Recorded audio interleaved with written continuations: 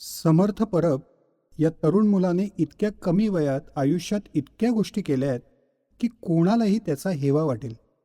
Biodiversity, wild life conservation and management अशा एका लांबलचक विषयात यानं त्याचं पहिलं मास्टर्स केलं आणि आता conservation and international wild life trade या विषयात दुसरं मास्टर करण्यासाठी तो लंडनमध्ये शिकतोय. ज्या वयात याचे इतर मित्र हॉटेलिंग आणि पार्ट्या करत होते तेव्हा यानं आर्किओलॉजी, जिओलॉजी आणि अँथ्रोपॉलॉजी या विषयांमध्ये डिप्लोमा पूर्ण केले. इंग्लिश सुधारण्यासाठी तो फुटबॉल बघू लागला. फॉर्म्युला 1 रेसेस बघून तो त्याच्या वयाच्या मुलांमध्ये ट्रेंड सेटर झाला. आता तुम्ही म्हणाल, या सगळ्याचा एकमेकांशी काय संबंध? तर त्यासाठी तुम्हाला हा पॉडकास्ट ऐकावा लागेल. या पॉडकास्टमध्ये मी समर्थबरोबर खूप वेगवेगळ्या विषयांवर गप्पा मारल्यात.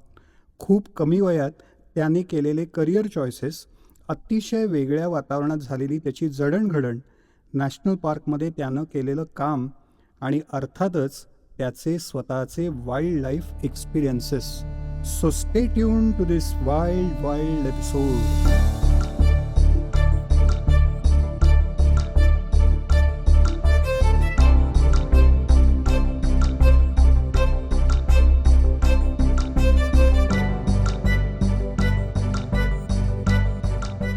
तेच आयुष्य, तेच रुटीन. म्हणूनच तुम्हाला ऐकायला हवं काहीतरी नवीन. भन्नाट लोकांशी गप्पा आणि त्यांच्या फ्रेश आयडियाज घेऊन येतोय तुमचा होस्ट नवीन काळे.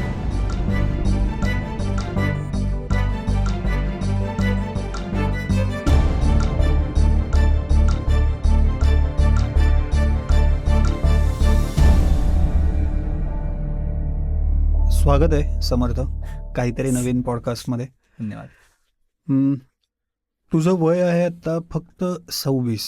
येस. आणि जी मुलं करिअरसाठी एक विषय निवडतात तर तो विषय तुझ्या अनेक विषयांपैकी एक विषय आहे. बरोबर, अगदी. तू अनेक गोष्टी केल्यास आत्तापर्यंत, ज्या उण्यापुऱ्या जे म्हणतात त्या उण्यापुऱ्या 26 वर्षामध्ये तू आत्तापर्यंत अनेक गोष्टी केल्यास. येस, नक्कीच. तर त्याबद्दल आपण नक्कीच बोलणार आहोत. पण आत्ता तू एक्झॅक्टली काय करतोस हे थोडंसं विस्ताराने सांग. All right. सो सध्या मी महाराष्ट्राचं जे वनविभाग आहे, ज्याला आपण फॉरेस्ट डिपार्टमेंट म्हणतो, तर त्या फॉरेस्ट डिपार्टमेंटसाठी काम करतो. आता ज्या पदावर मी काम करतो त्या पदाचं नाव आहे निसर्ग शिक्षण आणि विस्तार अधिकारी. आता ह्या पदामागे हे जेवढं छोटं पद वाटतं आपल्याला, तेवढं त्याचा कार्यभार तेवढाच असा खूप विस्तारित आहे.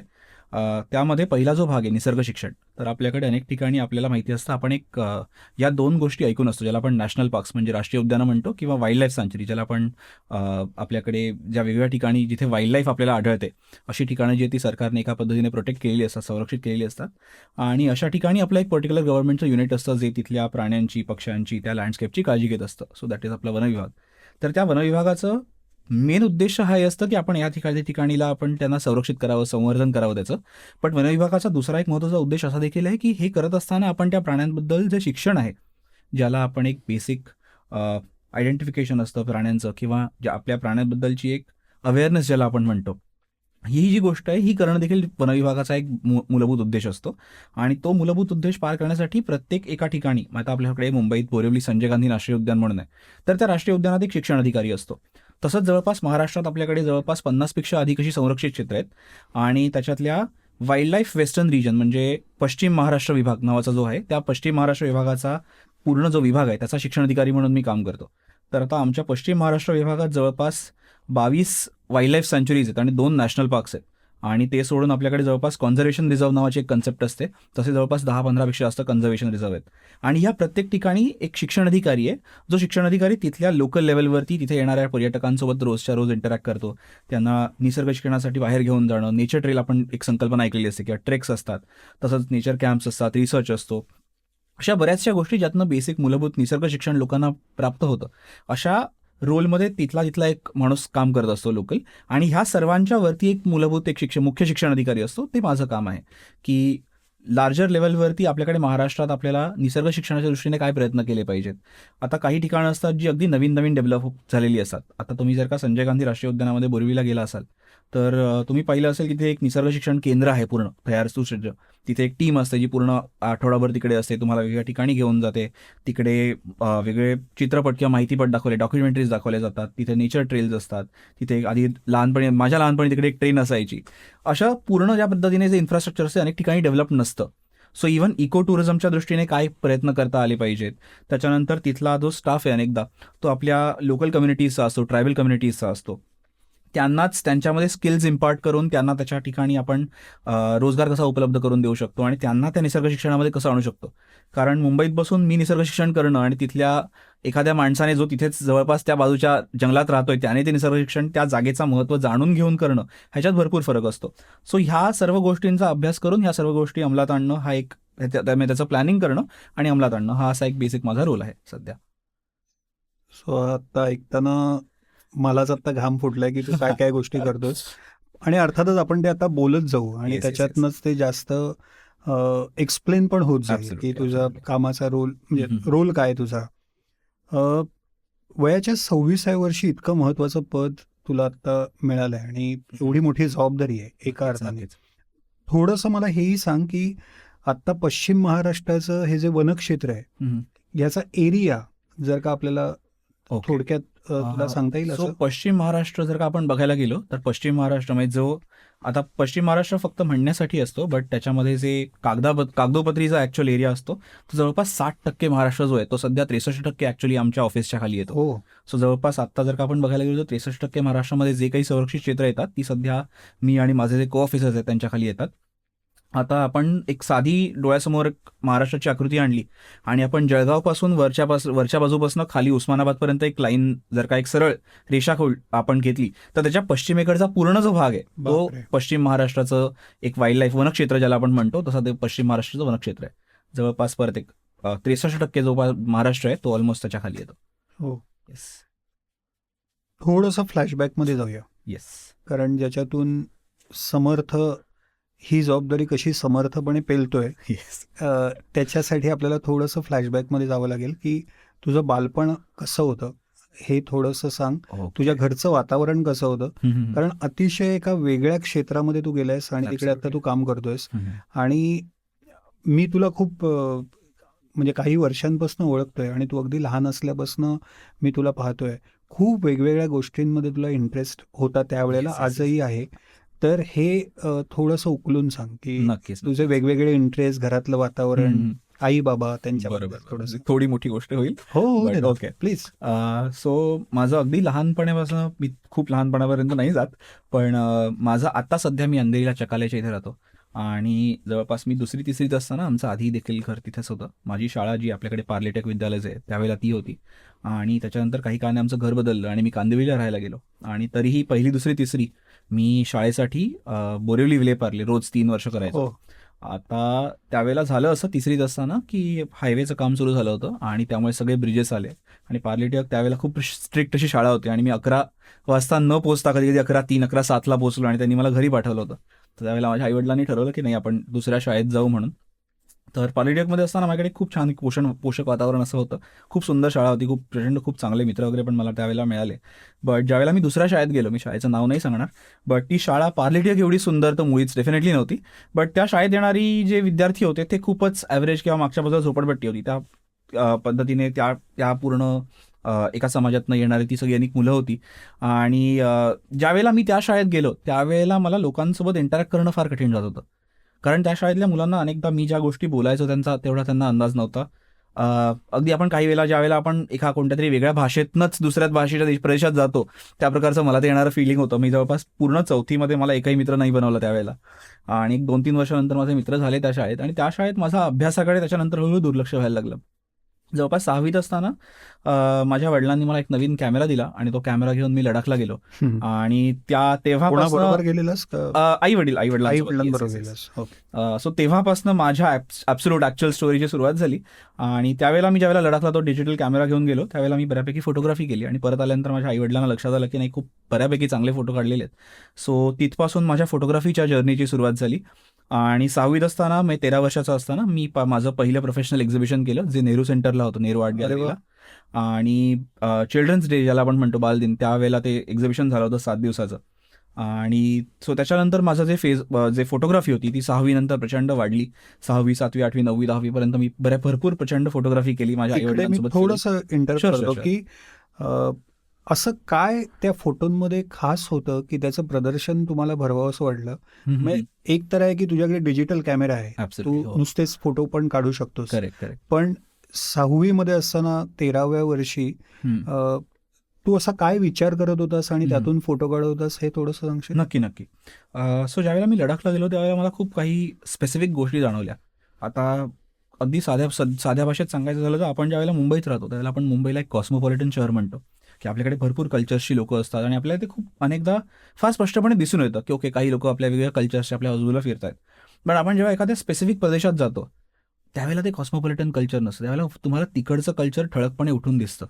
तिकडची लोकं, त्यांचं राहणं, त्यांचं त्यांचा इव्हन जगाकडे बघण्याचा उद्देश जो आहे, त्या गोष्टी तुम्हाला फार प्रॉमिनंटली आपल्याला बघता येतात. त्याच्यानंतर आपण मुंबईत असताना आपण नेहमी आता आपल्या सगळ्यांकडे घड्याळ आहेत, आपण प्रचंड वेळेच्या काट्यावर पळणारी लोकं आहोत सध्या. पण आपण ज्यावेळेला तिकडे जातो त्यावेळेला दिवस अचानक स्लो होतो आपल्यासाठी. त्यावेळेला तुम्ही एका ठिकाणी फक्त जायचं म्हणून तुम्ही जात नसता, तुम्हाला तिकडे जाता, तुम्ही ती गोष्ट समजून घेता. आता मॉनेस्ट्री आहेत लडाखला, खूप सुंदर मॉनेस्ट्री आहेत. त्यावेळेला तुम्ही तिकडे जाता, तुम्हाला तिथे तुम्ही दरवाज्यातनं आतमध्ये त्या मंदिर बघायला जात नाही किंवा ती एक पर्टिक्युलर मोनास्ट्री बघायला, तुम्ही त्या पूर्ण जागेचा फील घेता. त्यामुळे तुम्ही प्रत्येक ज्या दरवाज्यातनं आतमध्ये जाता तिथलं वरचं कोरीव काम बघता, आजूबाजूला कोण मंक्स फिरतायत का, त्यांचं काहीतरी चांटिंग चालू असतं. तर तो एक पूर्णपणे वेगळ्या पद्धतीचा फील असतो.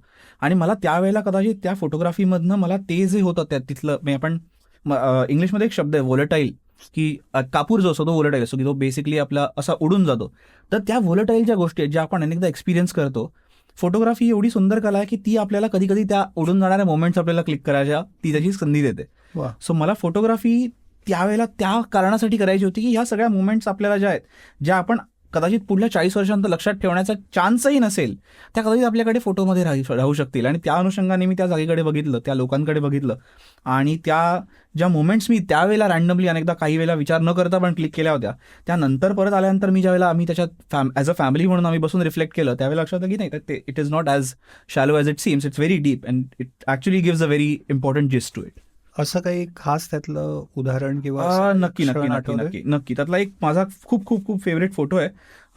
असं एका कोणत्या तरी मोनास्ट्रीमधनं वरनं खालच्या बाजूला काढलेला फोटो आहे आणि त्या फोटोमध्ये असा वरच्या बाजूने खालच्या बाजूला असा एक कर्वेचरचा एक रस्ता जातोय आणि समोरच्या बाजूने 3 मंक्स येत आहेत, जवळपास एक 70-80 वर्षाचे 3 मंक्स आहेत आणि त्यांनी पूर्ण त्यांचं ती वल्कल जी ती घातलेली आहेत, ऑरेंज आणि रेड कलरमध्ये ते घालतात.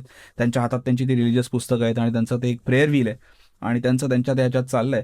आणि राईट साईडने एक्झॅक्ट फोटोच्या दुसऱ्या ऑपोजिट साईडने एक दुसरी तिसरीतली मुलगी अगदी गणवेश घालून शाळेत एकदम फॅन्सी असं पिंक कलरचं दप्तर घेऊन हातात कंपास पेटी घेऊन ती चालते. तर तो आयुष्यातला तो एक छोटासा विरोधाभास तो त्या फोटोमधला जो आहे तो मला त्यावेळेला क्लिक करता आला आणि तो अजूनही माझा एक खूप फेवरेट फोटो आहे त्यावेळेचा.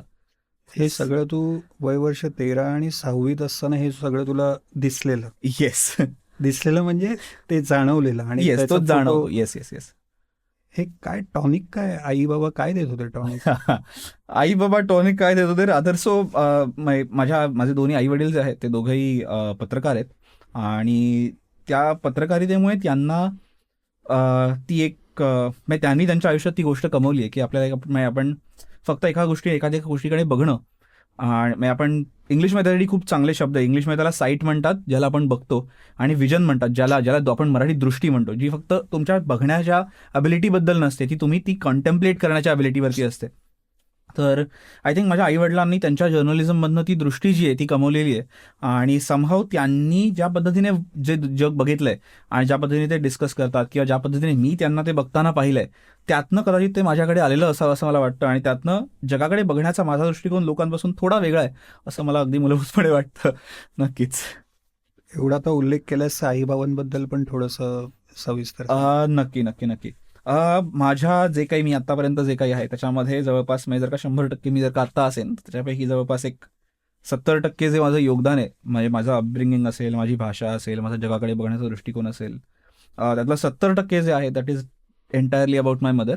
कारण ज्यावेळेला माझा जन्म व्हायचा होता त्यावेळेला तिने ठरवलं की ती पत्रकारिता त्यावेळेला तिथे थांबवेल आणि ती पूर्णपणे त्या होणाऱ्या बाळाच्याकडे त्याच्या पूर्ण पालनपोषणाकडे लक्ष देईल म्हणून. आणि त्याच्यानंतर ज्यावेळेला मी झालो त्यावेळेला आईने फुल टाईम जर्नलिझम सोडलं आणि जवळपास गेली पूर्ण माझं जे अपब्रिंगिंग होतं ते आई माझी घरी असल्यामुळे, ती पूर्ण माझ्या आजूबाजूला असल्यामुळे ते खूप तिने प्रचंड एफर्ट्स घेऊन ते केलेलं आहे. त्याच्यानंतर माझी आई जी आहे त्याने तरी ऑब्व्हियसली तिने फ्रीलान्स जर्नलिझम सुरू ठेवलं. ती अनेकदा सिरियल्स किंवा बाकीच्या गोष्टी लिहित होती. ती अजूनही पुस्तकं किंवा ट्रान्सलेशन सध्या अजूनही करते. तिचे खूप विविड इंटरेस्ट आहेत. ह्युमॅनिटीज ज्याला आपण म्हणतो, सोशल सायन्सेस, त्या दृष्टीने तिचा प्रचंड खूप कल आहे. ती खूप सुंदर ललित लिहिते. इव्हन कविता किंवा अशा ज्या इमॅजिनेटिव्ह गोष्टी आहेत ज्या आपण अनेकदा आपण बघतो, तर त्या पद्धतीची माझी आई आहे. आणि अगदी विरोधाभासात्मक माझे वडील आहेत, who is entirely into technology, science, logic, philosophy आणि ह्या गोष्टी. म्हणजे माझे वडील गेले आता भारतातला डिफेन्स कव्हर करणारा आणि भारतीय गव्हर्नमेंटने ॲक्रेडिट केलेला एक वन ऑफ द मेजर पत्रकार आहे. त्याच्यानंतर त्यांनी भारताची पूर्ण सीमा फिरलेली आहेत ते. He is very adventurous. Even माझी आई पण त्या पद्धतीची आहे. आम्ही इवन हायेस्ट पॉईंटचे वेगळे ट्रेक्स केलेले आहेत, काश्मीरमध्ये जाऊन ट्रेक्स वगैरे केलेले आहेत. त्याच्यानंतर माझे वडील जे आहेत ते he is a full time journalist obviously. ते आता लोकसत्ता ऑनलाईन जे आहे पूर्ण .com ते त्यांच्याकडे आहे. ते आता त्याचे एक्झिक्युटिव्ह एडिटर आहेत. आणि आता जे पूर्ण ज्या पद्धतीने आता सध्या जग चालू आहे त्याच्याकडे डिजिटल पूर्ण नजरेने बघण्याचं सध्या काम त्यांच्याकडे आहे. सो असे माझे 2 पेरेंट्स आहेत. आणि माझ्या वडिलांचे इंटरेस्ट जे आहेत ते पूर्ण निसर्ग आहे किंवा टेक्नॉलॉजी आहे, त्याच्यासोबत डिफेन्स आहे, त्याच्यासोबत इंटरनॅशनल रिलेशन्स आहेत, बुद्धिस्ट आर्ट, आर्किटेक्चर जे आहेत, ह्या दृष्टीकडे त्यांचा खूप चांगला कल आहे. आणि ह्या 2 मिक्सचर्समुळे माझ्याकडे एक बऱ्यापैकी वाईडर दृष्टिकोन त्यांच्यातनं आला. आणि कारण त्यांची एक विरोधाभासात्मक थोडी पर्सनॅलिटी आहे, त्यामुळे त्यातनं होणारे जे इव्हन डिस्कशन्स आहेत, कधी कधी आपण त्याला वाद म्हणू शकतो अगदी साध्या भाषेत, बट त्याच्यातनं कळणाऱ्या ज्या गोष्टी आहेत त्या खूप वेगळ्या प्रकारच्या असतात असं मला वाटतं. So that's my parents. Great. So Vinayak Parab आणि अनुराधा परब येस, यांचे चिरंजीव समर्थ परब. तो 100% एक मुद्दा राहिला. 70% जे आहे ते माझ्या जवळपास आईचं आहे. 20% जे आहे ते डेफिनेटली माझ्या वडिलांचं आहे, कारण ऑब्व्हियसली मी वेळेच्या क्रंचमुळे त्यांना अनेकदा घरी येता आलं नाही. बट मला अजूनही खूप महत्त्वाची गोष्ट सांगायची वाटते की ज्यावेळेला आई माझ्यासोबत पूर्ण दिवसभर घरी होती, बाबा पत्रकारितेमुळे अनेकदा रात्री 12-1 वाजता घरी यायचे.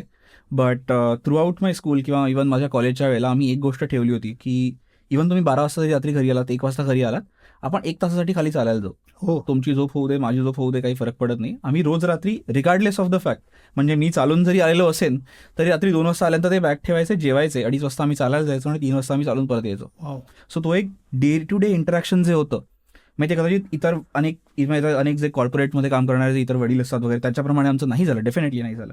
बट ते जे डे टू डे इंटरॅक्शन जे ते आम्ही डेफिनेटली मेंटेन केलं. आणि ती it's a very two way thing. आणि उरलेला जो 10% आहे, that is definitely a credit that goes to my dog. तिचं नाव विनी आहे. ती एक जर्मन शेपर्ड आहे. अनेक लोकांना प्रश्न पडेल की मी असं माझ्या कुत्र्याला का क्रेडिट देतोय, तर आय थिंक तुमच्या आयुष्यात जर का तुमच्याकडे एक पेट असेल किंवा मी स्पेशली जर का तुमच्याकडे कुत्रा असेल ना, तो तुम्हाला प्रचंड संयम शिकवून जातो. म्हणजे माझं आता वय 26 आहे. मी गेल्या 23 वर्षात 22 वर्षात जेवढा संयम माझ्या आयुष्यात मुळी शिकलेला नाही आहे, तेवढा संयम तिने मला गेल्या 3 वर्षात शिकवलाय. म्हणजे तुम्ही जवळपास दिवसातनं, मी आता माझा जो नेचर एज्युकेशनचा जॉब आहे, कधी कधी दिवसात त्याच्यासाठी मला 32-33 किलोमीटर 35 किलोमीटर चालावं लागतं. मी ते चालून घरी येतो आणि माझा कुत्रा जर्मन शेपर्ड आहे, तो वर्किंग लाईन जर्मन शेपर्ड, त्यामुळे तिला तेवढी एनर्जी असते प्रचंड. त्यामुळे तिला दिवसातनं जवळपास 15 ते 14 किलोमीटर चालवावं लागतं. सो सकाळी 5 किलोमीटर बाबा चालवतात, संध्याकाळी आणि रात्री 5-5 किलोमीटर मी चालवतो. तुम्ही जवळपास 34 किलोमीटर चालून आलेले असता दिवसातनं, तुम्ही प्रचंड थकलेले असता. अँड देन त्याचा पॉईंट की तुमच्याकडे तो कुत्रा तुमच्याकडे तो लाईक चालेल ओके ठीक आहे. सो तुम्ही ती एनर्जी रिगार्डलेस तुमचं जे काही आहे ते सगळं तुम्ही बाजूला ठेवता आणि तुम्ही ते 5 किलोमीटर त्यासोबत चालायला जाता. तो एक वेगळा उत्साह असतो आणि ती एक वेगळी एनर्जी असते आणि ती मला त्या माझ्या डेफिनेटली माझ्या कुत्र्याने, माझ्या विनीने दिली आहे. So yes, I am very much grateful to all these 3. So तो जो चालण्याचा जो नियम आहे तो तिलाही म्हणजे ॲप्लिकेबल आहे. म्हणजे येस ॲब्सोल्युटली. आणि आता माझे आई वडील पण ते प्रचंड त्याच्यासाठी आता सध्या एनर्जेटिक आहेत. सो माझे बाबा सकाळी कधी कधी तिला 5 किलोमीटर चालवतात, संध्याकाळी आई चालवते. सो आम्ही तिघांमध्ये त्या कुत्र्यामुळे पण आमची हेल्थ ही नव्हे खूप मेंटेन झाली आहे डेफिनेटली. So yes absolutely. ते 70, 20 आणि 10 ते जे क्रेडिट आहे, that's me. You are talking about photography. Yes. So मी मध्येच तुला इंटरप्ट केलं, पण लडाख ची तुझं एक्झिबिशन झालं आणि यू आर टॉकिंग अबाउट की how you develop your photography. So मला फोटोग्राफी करता करता लक्षात आलं की अनेकदा आपल्याकडे फोटोग्राफीमध्ये भरपूर वेगवेगळे प्रकार असतात. आपल्याकडे कॉर्पोरेट फोटोग्राफी असते, आपल्याकडे फॅशन फोटोग्राफी असते, आपल्याकडे प्रोडक्ट फोटोग्राफी असते. आणि या सगळ्या गोष्टी मी थोड्या ट्राय केल्या आणि ते करता करता मला लक्षात आलं मला 2 गोष्टींमध्ये प्रचंड स्पेसिफिक इंटरेस्ट आहे. त्यातली पहिली गोष्ट जी होती त्याच्यामध्ये अनेक लोकांना इंटरेस्ट असतो, which is basically portrait photography. कारण अनेकदा लोकांचे चेहरे तुम्हाला खूप काही काही सांगून जातात. त्याच्यामध्ये तुमच्या भावना असतात, तुमचे डोळे असतात अनेकदा तुमचा फेस, तुमचे फेशियल एक्सप्रेशन्स खूप ते खूप रिफ्लेक्टिव्ह असतात. सो त्या एका गोष्टीमध्ये मला इंटरेस्ट होता. आणि दुसरी गोष्ट ज्याच्यामध्ये मला इंटरेस्ट होता इज लँडस्केप फोटोग्राफी. कारण तुमचे लँडस्केप जे आहेत ते तुम्हाला म्हणजे त्यातून तुम्हाला भावना अनेकदा कन्वे होत नाहीत, पण त्यातून एनर्जी कन्वे होते. म्हणजे आपण अनेकदा अशा ठिकाणी असतो, आपण पूर्ण वेळ तुमच्या फॅमिलीसोबत असतो, आपण एकदा काही आपल्या आप्तजनांसोबत असतो, बट ते असताना आपल्याला प्रचंड कधी कधी खूप थकलेलं वाटतं, आपण खूप ड्रॉईन होतो आणि आपण कधीतरी एका रँडम दिवशी आपण विचार करतो की नाही आपण चालायला जाऊ, आणि आपण ते 5 किलोमीटर चालून येतो आणि आपल्याला अनेकदा फ्रेश वाटतं. सो दॅट इज बिकॉज तुमची बाहेर भरपूर जी एनर्जी असते ती अनेकदा तुमच्या पर्यावरणात असते. आणि आय फील त्यात नेचर फोटोग्राफीमधनं किंवा इव्हन लँडस्केप फोटोग्राफीमधनं ती तुम्हाला जी निसर्गाची एनर्जी आहे ती तुम्हाला त्यात समहाव कॅप्चर करता येते. सो दॅट ती जी एक लँडस्केप फोटोग्राफी जी आहे, सो माझे पोर्ट्रेट फोटोग्राफी जवळपास एक 5-6 वर्षापूर्वी मी डेफिनेटली बाजूला ठेवली, बट लँडस्केप फोटोग्राफी जी आहे त्यात माझा अजूनही इंटरेस्ट वाढत चाललेला आहे. So yes. सो त्यानंतर मग शाळेमध्ये असे काय विषय होते की जे तुला सगळ्यात आवडायचे? हो. अर्थातच तू झूलॉजी केलंस, म्हणजे तुला आय बिलीव्ह की कदाचित तुला बायोलॉजी नक्कीच आवडत असेल. ओके. पण घरातलं जे वातावरण होतं, तर मला असं वाटतं की शाळेतले सगळेच विषय तुला आवडत असतील असं वाटतं. सो शाळेतला माझा जो वेळ होता तो प्रचंड विरोधाभासात्मक होता. म्हणजे मी परत तेच सांगतो की पार्लेटेकमध्ये असेपर्यंत समर्थ तुझा तो प्रचंड वेगळा होता, आणि पार्लेटेक नंतर समर्थ तुझा थोडा वेगळा झाला होता, कारण आजूबाजूला जे माझं वातावरण होतं तेवढं पोषक नव्हतं कदाचित. शाळेमध्ये मी 6वी-7वीत असताना माझे जे शिक्षक होते तिथले, तर त्यांनी माझ्या आईवडिलांना सांगितलं की हा काही ठीक आहे, ॲव्हरेज मुलगा आहे, ह्याला काही तेवढं काही हे नाही आहे, गती नाही तेवढी अभ्यासात. 7वीत असताना एक पर्टिक्युलर शिक्षक होते, त्यांनी मला थोडंसं गणिताबद्दल माझ्या डोक्यात थोडीशी भीती घालून ठेवली. त्याच्यानंतर माझं गणित जे खाली गेलं ते काही आजपर्यंत तेवढं वरती आलं नाही. म्हणजे डेफिनेटली मला बेसिक येतं आपलं, इव्हन 12वीपर्यंत जे तुम्हाला गणित लागतं नीटसाठी, इंजिनिअरिंगसाठी, तेवढं मला नक्कीच येतं, बट ती रुची जी आहे ती याच्यात मला कधी आली नाही. 8वीपर्यंत असताना जवळपास माझ्या शाळेत एक शिक्षक होते, त्यांनी माझ्या वडिलांना एकदा पालक शिक्षक मीटिंग जी असते त्यात बोलवलं आणि सांगितलं की नाही टॅलेंट असून वाया गेलेला मुलगा, ह्याला काही उपयोग नाही, हे काही तेवढं करणार नाही असं वाटतं आम्हाला.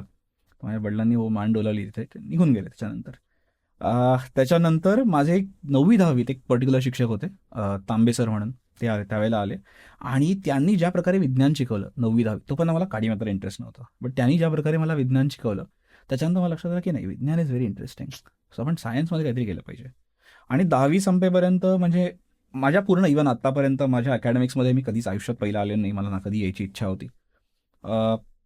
10वीपर्यंत मी कधीच पहिला, 10वीला मला जवळपास एक 80-82 आय थिंक कधी पर्सेंट त्यावेळेला मिळाले होते. आणि त्यावेळेला मी विचार केला की आता आपण 11वी-12वी आपल्याला करायचं आहे. मला आर्ट्समध्ये एनिवे खूप चांगली गती होती, कॉमर्समध्ये मला डेफिनेटली जायचं नव्हतं, आणि सायन्स होतं. तर त्यावेळेला माझ्या वडिलांनी मला सांगितलं की मी तुला आयुष्यात बाकी काही सांगणार नाही, पण एक गोष्ट सांगेन, तुला आयुष्य चांगलं जगायचं असेल, एक चांगल्या माणसासारखं जगायचं असेल, 11वी-12वी सायन्स कर. तेवढं जरी तुला मूलभूत सायन्स तुझ्या अख्ख्या जगातलं कळलं तरी that is more than enough. मग तुला काय वाटेल ते कर, काही फरक पडत नाही. सो मी 11वी-12वी, आणि एनिवे मला सायन्समध्ये त्या सरांमुळे इंटरेस्ट डेव्हलप झाला होता, असं म्हणून मी सायन्स केलं. तर ती आत्ता आपल्याकडे रिसेंटली एक इंटिग्रेटेड नावाची कन्सेप्ट आली आहे, तर त्या इंटिग्रेटेड कन्सेप्टमधनं मी केलं होतं. सो त्यावेळेला SP क्लासेस म्हणून बोरिवलीला आहे, तो तिकडे मी जायचो. जवळपास 8-9 तास आम्ही क्लासेसमध्ये होतो. आता ह्या वेळेला झालेली 11वी-12वी माझ्या आयुष्यातला जो होता तो सगळ्यात विचित्र नाही म्हणता येणार, पण सगळ्यात मोठं स्ट्रगल त्यावेळेला माझ्या आयुष्यातलं मी झालं होतं किंवा रादर केलं होतं. सो मी मराठी मीडियम शाळेत होतो 10वीपर्यंत, आणि मी 11वीला क्लासेसमध्ये गेलो होतो. 11वीला सायन्स जे असतं ते इंग्लिशमध्ये असतं. मी ज्यावेळेला 11वीच्या त्या वर्गात गेलो, मी त्यावेळेला आजूबाजूला लोक बघितली, म्हटलं ठीक आहे आपण कुठेतरी नवीन प्रदेशात आलेलं दिसतोय. मी तिकडे मागे जाऊन बसलो, आणि त्यावेळेला मला काय लक्षात आलं की त्यावेळेला ती जी लोकं बोलतायत ना, ती वेगळ्या भाषेत बोलतात, पण ते पर्टिक्युलरली इंग्लिशमध्ये बोलतात. आपल्याला तेवढं इंग्लिश तर डेफिनेटली येत नाही, आपल्याला कळतंय ते काय बोलतायत ते, बट आपल्याला डेफिनेटली त्यांना त्या भाषेत त्या वेगात आपल्याला उत्तर डेफिनेटली देता येणार नाही आहेत. सो त्याच्यामुळे काय झालं, तिथली लोकं थोडीशी फिल्टर झाली आणि माझा त्यातला मित्रवर्ग थोडासा बदलला. आता ज्या वेळेला मी त्या वर्गात जायचो ना, त्यावेळेला मला ते प्रचंड फील व्हायचं की अरे साला आपलं इंग्लिश तेवढं चांगलं नाही आहे, आपल्याला इंग्लिश काय येत नाही, आपल्याला इंग्लिश शाळेमध्ये जायला पाहिजे होतं कदाचित, मे बी, आपल्याला माहिती नाही. सो त्यावेळेला मग मी हळूहळू विचार केला की ठीक आहे, इंग्लिश सुधारण्यासाठी आपण काही करू शकतो का. त्यावेळेला मला इमिजिएटली काही रस्ता दिसला नाही, आणि ऑलरेडी 11वी पुढे सरकत होतं. सो असं करून नाही चालणार की ठीक आहे आपण आपल्याला थोडी वेळ झाली की आपण काम करू, आपण नंतर काम करू. सो त्यावेळेला मला ते प्रचंड तो एक थोडा स्ट्रेस होता माझ्या डोक्यात की अरे आपल्याला इंग्लिशचं काय करता येईल. आणि त्यावेळेला नुकतीच आपल्याकडे IPL खूप फेमस होत होती. सो आम्ही ज्यावेळेला वर्गात जायचो त्यावेळी मी लोकांना अरे तुम्ही IPL बघितली का, ते मला IPL बघतो तू. म्हटलं हां, काल मॅच झाली होती मुंबई इंडियन्सची. ते मला हे आम्ही IPL वगैरे नाही बघत. म्हटलं ओके, मग तुम्ही काय बघता. ते म्हणाले नाही आम्ही फुटबॉल बघतो. म्हटलं ओके ठीक आहे, फुटबॉल आपल्याला माहिती आहे, ओके ठीक आहे चालेल. मग मी म्हटलं मी काय बघता. ते म्हणाले नाही मी प्रीमियर लीग बघतो आणि आम्ही चॅम्पियन्स लीग बघतो. म्हटलं ठीक आहे, ही नावं तर आपण ऐकली नाहीत, बट ठीक आहे, आपण घरी जाऊन बघू कुठे लागतं, काय लागतं ते. मी घरी जाऊन फुटबॉल बघितलं, म्हटलं काय कुठे लागतं ते, आधी चॅनल बघू कोणत्या चॅनलवर लागतं ते. नंतर मला कळलं की ओके ठीक आहे, या चॅनलवर लागतं. मग मी हळूहळू फुटबॉल बघायला सुरुवात केली. मला कळलं अरे साला हे लोक इंग्लिशमध्ये कमेंट्री करतात, आनंदच आहे. बरं ठीक आहे, मग आपल्याला इंग्लिश कमेंट्री ऐकायला लागते. मग हळूहळू मी त्या समरच्या 11वी त्यावेळेला संपलं होतं आणि मी त्या समरमध्ये पूर्ण वेळ म्हटलं आपण फुटबॉल बघू. फुटबॉल बघितलं. एका पॉईंटला मला हळूहळू थोडा फुटबॉल कळायला लागला. मग त्यावेळेला चॅम्पियन्स लीगची फायनल आली, आदल्या दिवशी फायनल झाली, श्रेष्ठी वर्गात सगळे बोलणार होते. म्हटलं अरे वा, आपल्याला माहिती आहे आता काय, ॲटलीस्ट काय पूर्ण मॅच बघितली, ॲटलीस्ट त्या कमेंट्री काय करतात आपल्याला कळलंय. गेलो तिथे, त्या दिवशी त्यांना विचारलं तुम्ही कालची मॅच बघितली का? त्याला तू फुटबॉल बघतोय? म्हटलं हां मी फुटबॉल बघतो, काल तर चॅम्पियन्स लीगची फायनल होती. ते म्हणे नाही आम्ही फुटबॉल नाही बघत आहे. म्हटलं तुम्ही काय बघताय? ते मला NBA बघतोय. म्हटलं NBA काय असतं? ते मला ओके बास्केटबॉल. ओके ठीक आहे बास्केटबॉल बघितलं, पण कुठे प्रोफेशनल बास्केटबॉल बघतात लोक? भारतात बघतात? अरे ओके ठीक आहे, कुठे लागतं? मग त्यांनी काहीतरी चॅनलचं नाव सांगितलं. म्हटलं माझे आईवडील पत्रकार आहेत, मी ह्या चॅनलचं नाव कसं नाही ऐकलं आतापर्यंत. मग मी घरी जाऊन बाबांना विचारलं, बाबा आपल्या त्या सबस्क्रिप्शनमध्ये हे चॅनल आहे का? ते म्हणजे नाही आहे.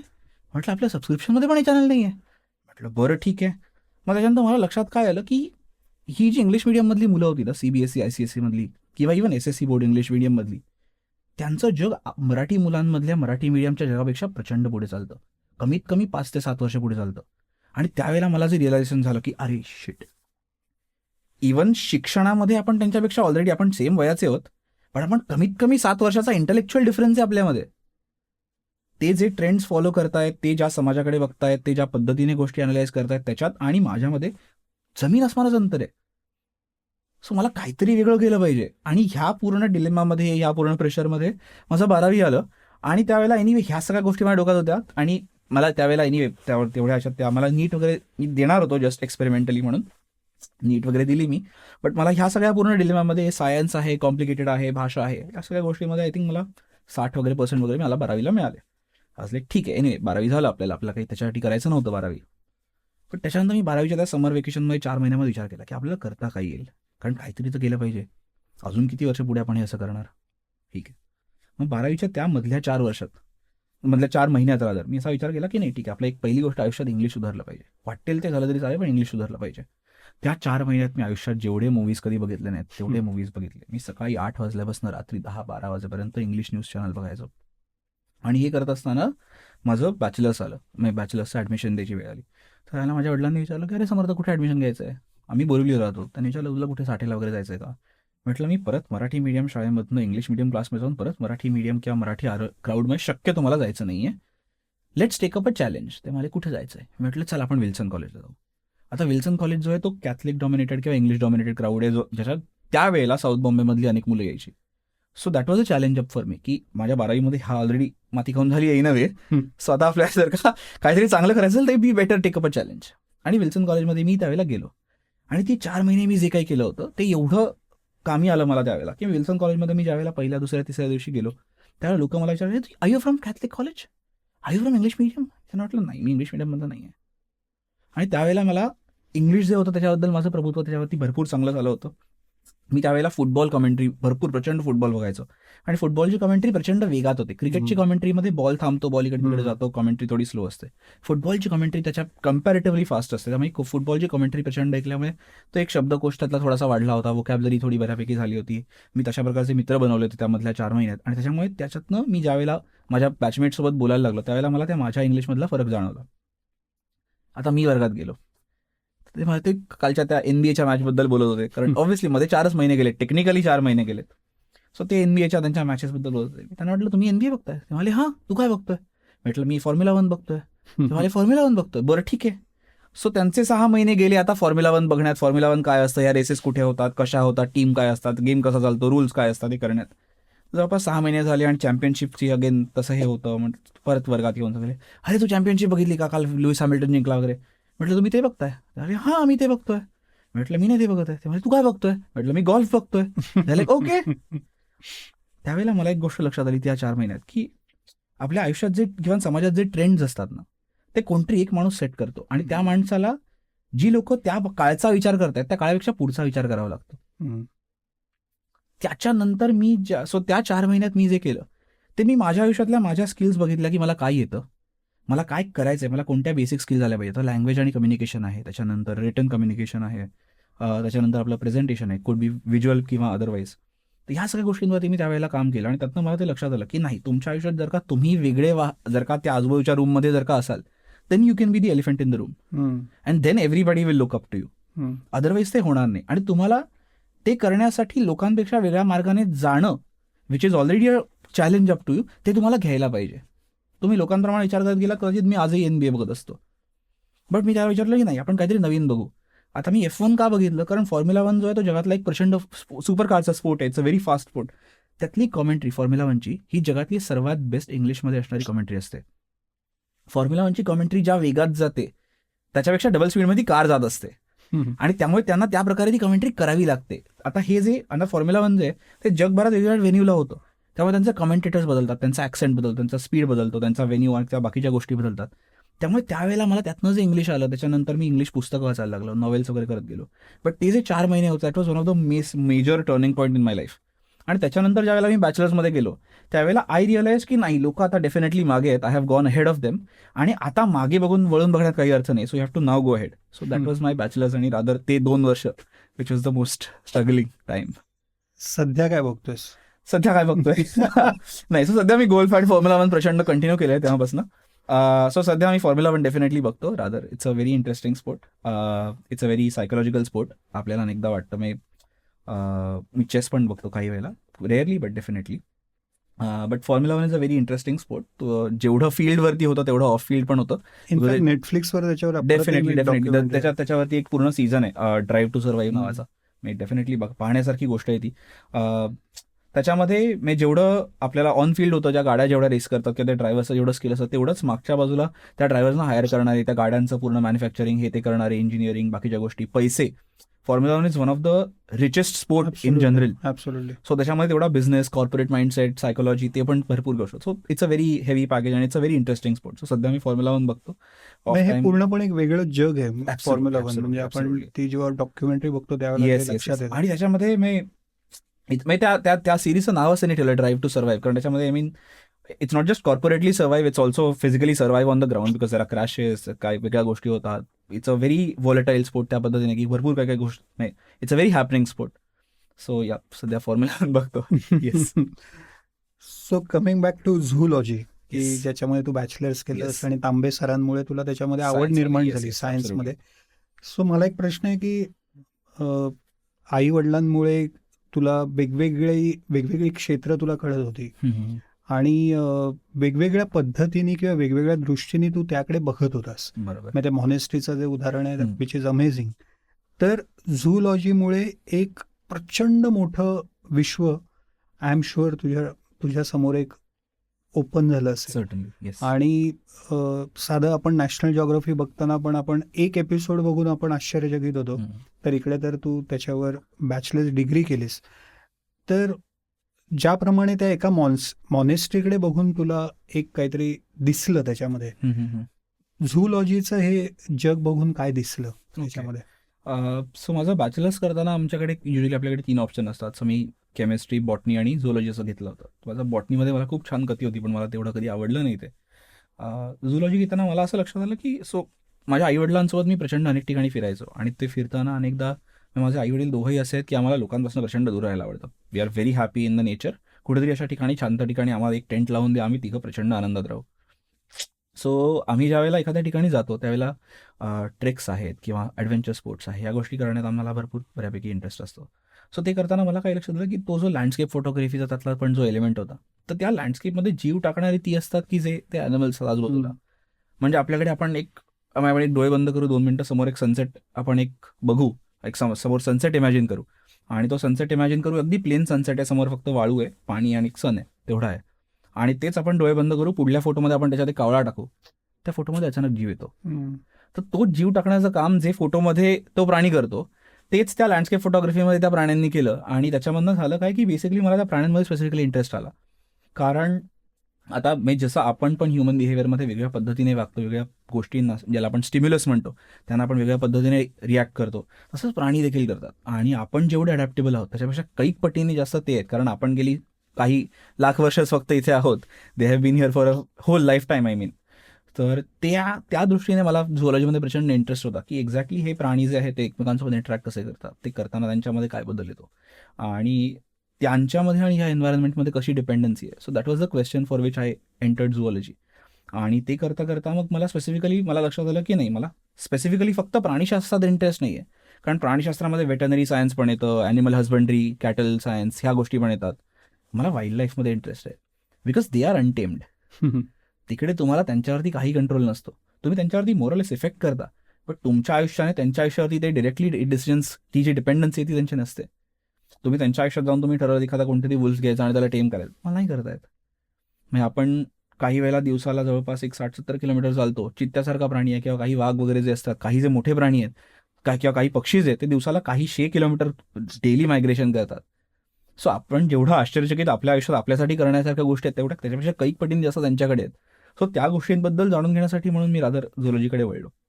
सो माझा प्रश्न हा आहे की ते जे प्राण्यांचं पक्ष्यांचं एक जग आपल्याला तुला बघायला मिळालं किंवा तू अजूनही बघतोयस रादर, तर ज्याला आपण म्हणतो ना की माझ्या सेन्सिबिलिटीज डेव्हलप होतात काही गोष्टी बघून. बरोबर. जसं तू सांगितलंस की NBA बघून, फॉर्म्युला कार रेस बघून, तर हे प्राण्यांचं जग बघून तुझ्यामध्ये काय बदल घडले? ओके.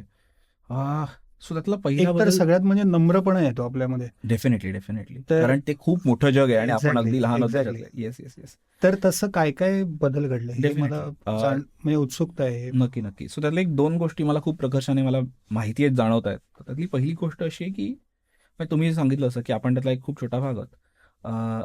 बट रादर मला एक गोष्ट महत्त्वाची लक्षात आली की जर का आपण एक खूप साधंसं उदाहरण आहे की लेट्स से जर का आपली पूर्ण जी आपली जी पृथ्वीचं वय आहे ते जवळपास 4.5 बिलियन आहे आणि आपल्या पूर्ण युनिव्हर्स जे आपलं आहे विश्व, त्याचं वय जवळपास 13 बिलियन आहे. सो लेट्स से आपण जर का हे 13 बिलियन वर्ष जे आहेत ती जर का आपण त्या जानेवारी टू डिसेंबरमध्ये टाकली तर जो माणूस आहे तो 12 वाजायच्या शेवटच्या सेकंद म्हणजे 11:59च्या शेवटच्या सेकंदाच्या आपण जवळपास 100-300 भागात तो माणूस आलेला आहे. मग 31 डिसेंबरला तो सगळ्यात शेवटच्या सेकंदाच्या पण 300व्या भागाला तो आलेला आहे. तर हे करताना सो त्यातलं ती महत्वाची गोष्ट जी येते की इव्होल्युशन जे आपण जे शिकतो त्याला आपण उत्क्रांती म्हणतो. त्या उत्क्रांतीमध्ये आपण खूप गोष्टी आपण कमवल्यात आणि आपण गमवल्यात. इव्हन प्राण्यांनी खूप गोष्टी केल्यात आणि ते करताना प्राण्यांनी एक सगळ्यात मोठी गोष्ट जी आपल्याला माणसाला शिकवली आहे दॅट इज अडॅप्टेबिलिटी. आणि दॅट इज वन थिंग जी मला त्यातनं खूप प्रकर्षाने जाणवली की प्राणी प्रचंड अडॅप्टिव्ह असतात. म्हणजे आपण कधी पुढे बोलता आपल्याकडे एखाद्या बिबळ्याचा एखादा डेफिनेटली उल्लेख येईलच कुठेतरी. बट तो बिबळ्या नावाचा एक प्राणी आहे ना, तो प्रचंड अडॅप्टिव्ह प्राणी आहे. त्याला वाटलं तर तो जंगलात राहील, त्याला वाटलं तर तो झोपडपट्टीत राहील, त्याला वाटलं तर तो उंदीर खाऊन पण जगेल आणि त्याला वाटलं तर तो वाघावरती पण अटॅक करेल. तो प्राणी एवढा अडॅप्टिव्ह आहे, त्याने स्वतःला नॉट जस्ट त्याच्या फिजिकली डेव्हलप केलं आहे बट त्याने त्याची सायकोलॉजी ठेवलेली आहे अनेक ठिकाणी. आता काही प्राणी आहेत, कुत्रा आहे किंवा वुल्फ आहेत, त्यांच्यासारखे प्राणी आहेत. आता काही प्राणी आहेत जे सोशल प्राणी असतात, काही प्राणी जसं सॉलिटरी म्हणजे एकटे राहणारे प्राणी असतात. तर प्राण्यांचं जे बिहेवियर आहे that teaches you very strong adaptability की तुम्ही त्यांना अडॅप्टेबिलिटी डेफिनेटली. आणि तो एक आपल्याकडे फाईट ऑर फ्लाईटचा जो आपल्याकडे इन्स्टिंक्ट असतो तो इन्स्टिंक्ट तुम्हाला खूप त्यातनं प्रकर्षाने जाणवतो. कारण प्राणी आता समजा आपण एकदा राष्ट्रीय उद्यानात जातो बोरिवलीला आणि आपली एक बस चालली आणि समोरच्या बाजूला लेफ्टला डिअर आहे. त्याला माहिती आहे बस चालली, फरक नाही पडत आहे. बट द मोमेंट बसमधून माणूस खाली उतरलाय, 4 डिअर्सवरती येऊन बघतात, 4 हरणं बघतात काय चाललंय. ती विजिलन्स असतो ज्याला आपण, मला मराठीत एकदा शब्द सुचत नाहीये. तर ती एक गोष्ट आहे की जी तुम्हाला प्रकर्षाने जाणवते. त्याच्यानंतर ज्यावेळेला आपण जंगलाकडे बघतो, आपण आपल्या युज्युअल साध्या आयुष्य आपलं जे असतं त्याच्यामध्ये आपले जे इतर सेन्सेस असतात, डोळे आहेत किंवा आपले कान आहेत, आपण लोकांचं ऐकतो, लोकांचं बोलतो, आपण कधी कधी लोकांकडे बघत पण नाही पण आपण लोकांकडे ऐकत असतो. जंगलात आपल्याला सगळ्या गोष्टी उघड्या ठेवाव्या लागतात. म्हणजे काही वेळेला आपण जंगलात जातो ज्यावेळेला पूर्णपणे अमावस्या असते, तुम्हाला काडी मात्र काही दिसत नाही. म्हणजे लेजिट तुमच्या डोळ्याचा काही उपयोग नसतो आणि तुम्हाला फक्त ऐकावं लागतं. आता बिबळ्यासारखा प्राणी आहे, तो चालला जरी पाल्या पाचोळ्यावरती तरी तो आवाज करत नाही. मग त्यावेळेला काय करणार? मग त्यावेळेला तुम्हाला बिबळ्याचा वास येतो. आपण आता नॉर्मल आपल्याकडे आता पावसाळा येतोय, आपण अनेकदा भिजलेल्या कुत्र्यांना हात लावतो बघा, त्यावेळेला त्या कुत्र्याच्या केसाला जसा वास येतो ना अगदी हलकासा, तसा आवाज जंगलात तुम्हाला येतो. तसा आवाज तुम्हाला कळतं की जवळपास तुमच्या 10 मीटर मध्ये 30 फुटाच्या रेडियसमध्ये कुठेतरी बिबळ्या आहे. अनेकदा अंधाऱ्या रात्री दादर तुम्ही ज्यावेळेला फॉरेस्ट डिपार्टमेंटसोबत काम करत असता, तुम्ही फिरतीवर असता, तुम्हाला माहिती आहे की तुमच्या आजूबाजूला 10-15 फुटावर कुठेतरी बसलाय तो. तुमच्या डोळे काही करू शकत नाहीत. सो अशा वेळेला तुमचे सेन्सेस जे आहेत ते प्रचंड तुम्हाला त्याच्यातनं तुमच्या सेन्सेसवरती तुम्हाला एक कंट्रोल येतो. त्याच्यानंतर आता आपण ज्या वेळेला एक युट्यूबवरती एक व्हिडिओ आहे की मुंग्यांचं वारूळ आहे आणि लोक त्याच्यामध्ये वितळवलेलं मेटल टाकतात आणि ते वितळवलेले मेटल टाकतात आणि काही तासाने ते हळूहळू खोदायला निघतात. आणि छोटंसं आपल्याला जे वरती दिसणारं वारूळ जे असतं ते जवळपास 15 ते 20 पट खाली मोठं असतं. तर तुम्हाला त्या गोष्टी मागचा जो एक बेसिक एफर्ट असतो किंवा प्राण्यांच्या जीवनातली ती जी एक इंटेग्रिटी असते ती तुम्हाला आपल्याला बघायला मिळते.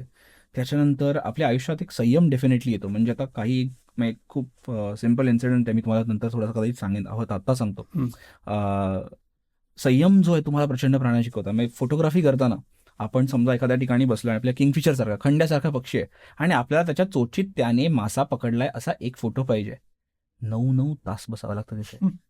कारण तुम्ही फोटो काढता, तो 15 वेळा येऊन मासे खातो, पण तुमच्या फोटोमध्ये नाही येत. कधी तो पाण्यात असतो, कधी फोटोमध्ये तो नसतो, कधी मासा चोचीतनं पडतो, कधी चोचच दिसत नाही, कधी फोकसच झालेला नसतो.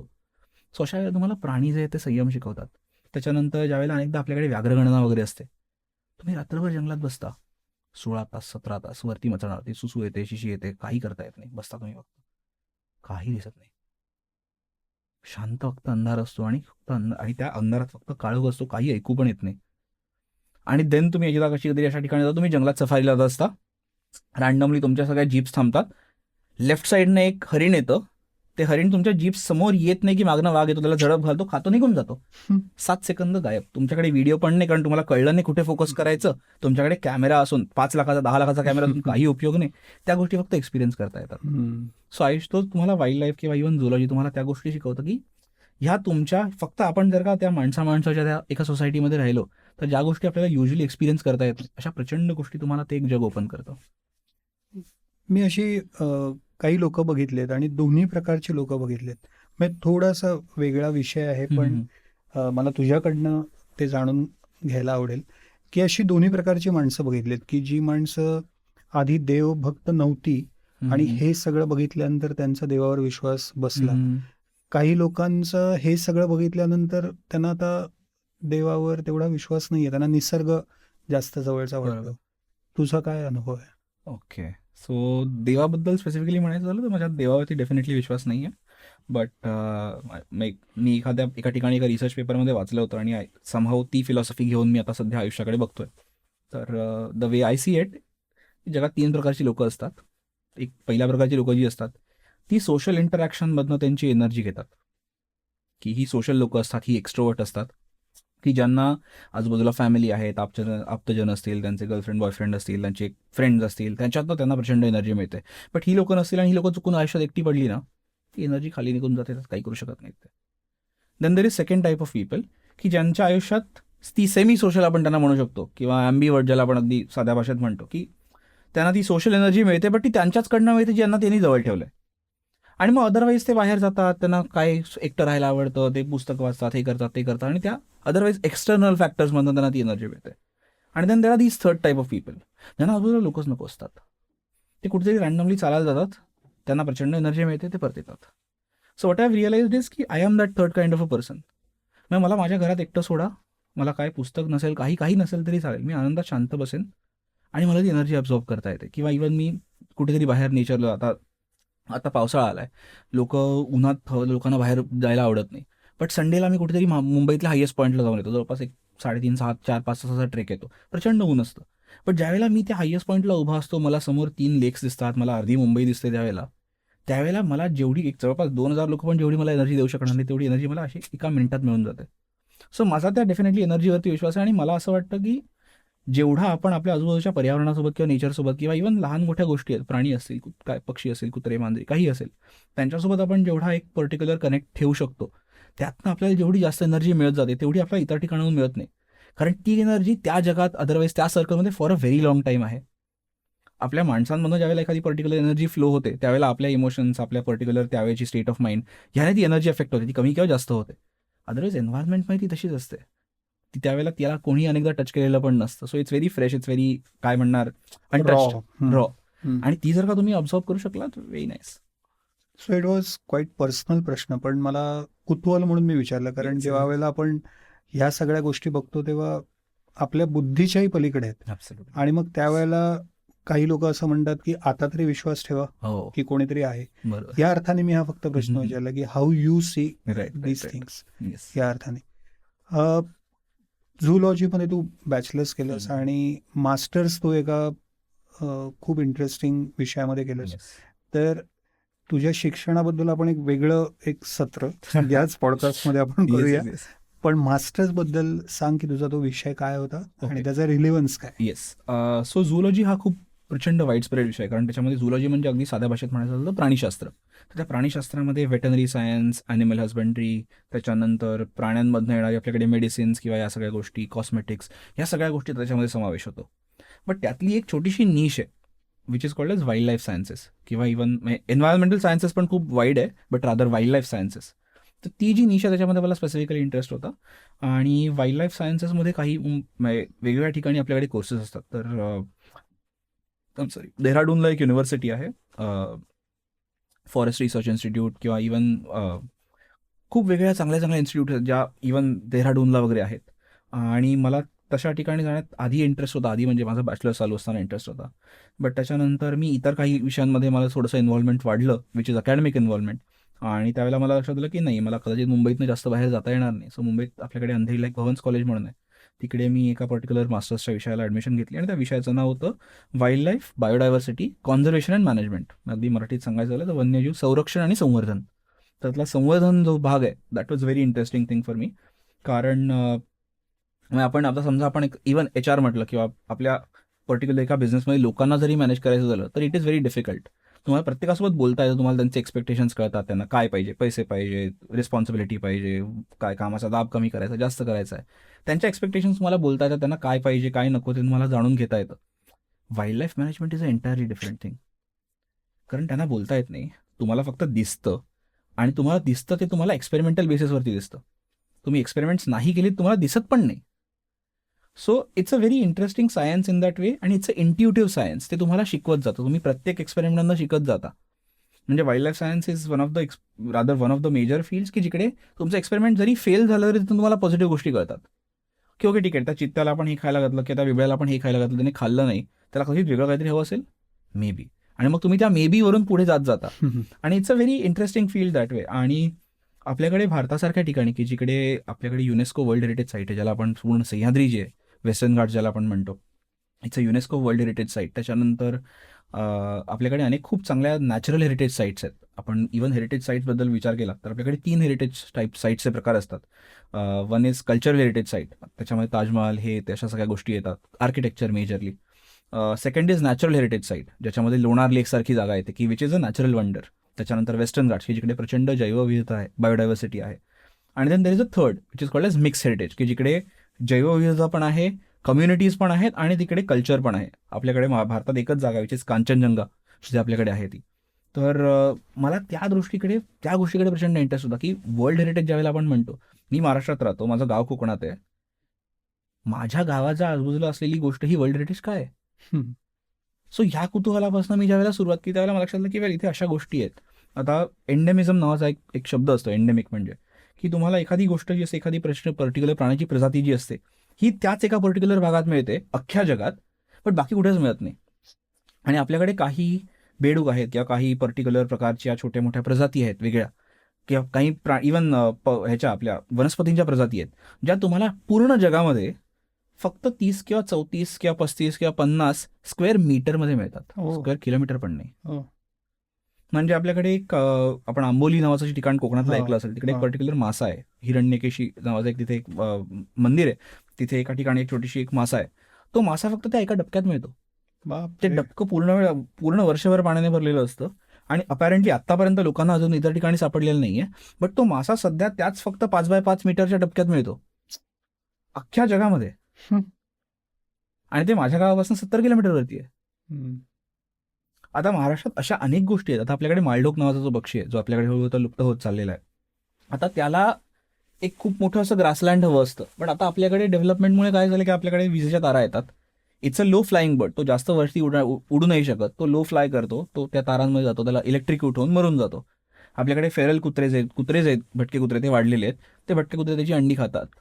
तो 2 वर्षांना एक अंड घालतो, ते अंड जर का कुत्र्याने खाल्लं, मला माहिती आहे की जर का चुकून माकून मला कधी मुलं झाली तर त्या पुढच्या 70 वर्षात त्यांना हा प्राणी तर डेफिनेटली दिसणार नाहीये. सो माझ्या डोक्यात ती पण एक गोष्ट होती की अनेक गोष्टी आता म्हणजे which is a very critical part of it, की अशा अनेक गोष्टी आहेत ज्या प्रचंड वेगात लुप्त होत चालल्या आहेत आणि आपल्याला अनेक गोष्टींबद्दल माहिती पण नाहीये. म्हणजे आज आपण इथे आता बसलोय, आता कदाचित या पूर्ण पुढल्या 2-3 तासाच्या काळात जगात कदाचित 3-4 प्रजाती लुप्त झालेल्या पण असतील, ज्याचं तुम्हाला मला नाव पण माहिती नाहीये. बट त्या इकोसिस्टममध्ये, त्या एन्व्हायरमेंटमध्ये त्याचा काहीतरी इम्पॉर्टन्स होता जो आता नाहीये, आणि ती आता it's a broken link. So wild life sciences म्हणून मला ह्याच्यासाठी इंटरेस्ट होता की आपल्याकडे आपल्या दृष्टीपारचं जग आपण जे म्हणतो, दृष्टीपारची सृष्टी इव्हन साध्या शब्दात, तर ती जी आहे ती प्रचंड ह्याच्यात आहे. सो मला ते माझ्याकडे एक चॅलेंज होतं की आपल्याला किती दूरपर्यंत बघता येतं त्याच्यात, to what extent we can काय इन्व्हेस्टिगेट इन टू दिस, आणि दॅट इज द काय task that I go head with. आणि हे करताना फक्त नवीन नवीन प्रजाती शोधून अनेकदा उपयोग नसतो, त्या प्रजाती शोधताना तुम्हाला त्याच्याबद्दल कळलं पाहिजे, आणि तुम्हाला मला कळून उपयोग नाही, ते इतरांना पण कळलं पाहिजे. सो मी आता जो माझ्या माशाबद्दल सांगितलं हे आता तुम्ही आता, सो मी जर का रिसर्चर असेल किंवा माझ्या एका मित्राने जर का ती स्पीशीज शोधलेली असेल, लेट्स से फॉर अ काय एक्झाम्पल म्हणू आपण, त्या माझ्या एका मित्राने जर का ती स्पीशीज शोधली असेल, त्याने कोणत्या तरी रँडम सायन्स जर्नलमध्ये ती पब्लिश केली आहे, त्या सायन्समधल्या 50 लोकांना ते माहिती आहे, 150 लोकांना, जगातल्या लेट्स से 1 लाख लोकांना माहिती आहे. किती लोक राहतात जगात? काही 100 कोटी लोक राहतात. बट कदाचित ह्या पॉडकास्टमधनं ॲटलिस्ट 30-40 हजार लोकांना तर कळेल की एक असा मासा आहे जो 5x5च्या ठिकाणी सापडतो, त्याला कन्झर्व करणं गरजेचं आहे, कारण तो जर का लुप्त झाला तुमच्या जगातली एक प्रजाती ॲटलिस्ट लुप्त होईल. सो ह्याला निसर्ग शिक्षण म्हणतात, which is rather now my interest. कारण संशोधन करून अनेकदा फक्त उपयोग नसतो, ते संशोधन लोकांपर्यंत पोहोचलं पाहिजे. That is my position. So म्हणून मी निसर्ग शिक्षणाकडे बघतो, आणि ते निसर्ग शिक्षण ह्या वाईल्ड लाईफ सायन्सेस मधलं आहे. वाव. सो ते जे मास्टर्स असतं ते किती वर्षाचं असतं? 2?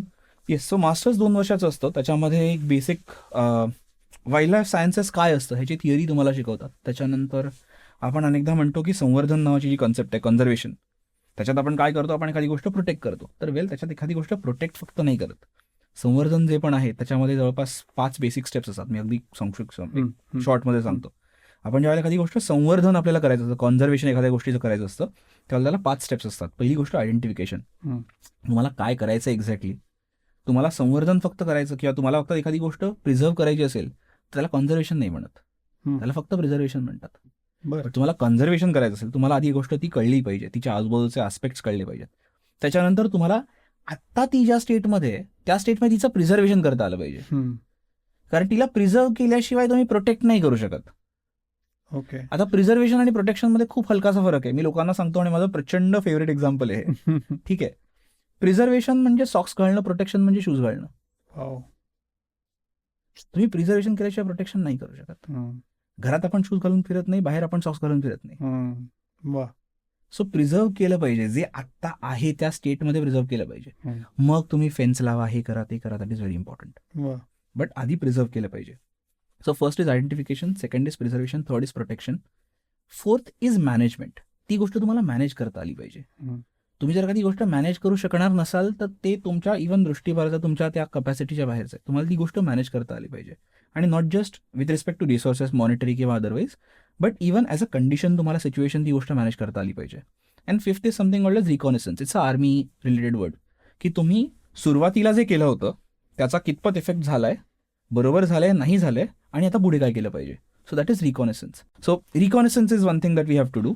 आणि द लास्ट थिंग जी थोडी महत्वाची आहे, बट ह्या 5 स्टेप्सच्या मध्ये करायला लागते, दॅट इज एज्युकेशन. प्रत्येक स्टेपला एज्युकेशन महत्वाचं आहे, आणि ते नॉट जस्ट तुमचं माझं, बट ज्यांच्यासाठी करतोय, ज्यांच्या सोबत करतोय त्यांच्यासाठी पण ते महत्वाचं आहे. मग रिकॉनिसन्स म्हणजे एका अर्थाने आढावा घेत राहणं. येस. सो आपण जी पूर्ण पर्टिक्युलर प्रोसेस केली त्याचा मागे वळून बघणं आणि त्याचा आढावा घेणं, काय बरोबर झालं, काय चुकीचं झालं, आणि पुढे काय केलं पाहिजे. So that is reconnaissance. So अशा या 5 स्टेपमध्ये कॉन्झर्वेशन होतं.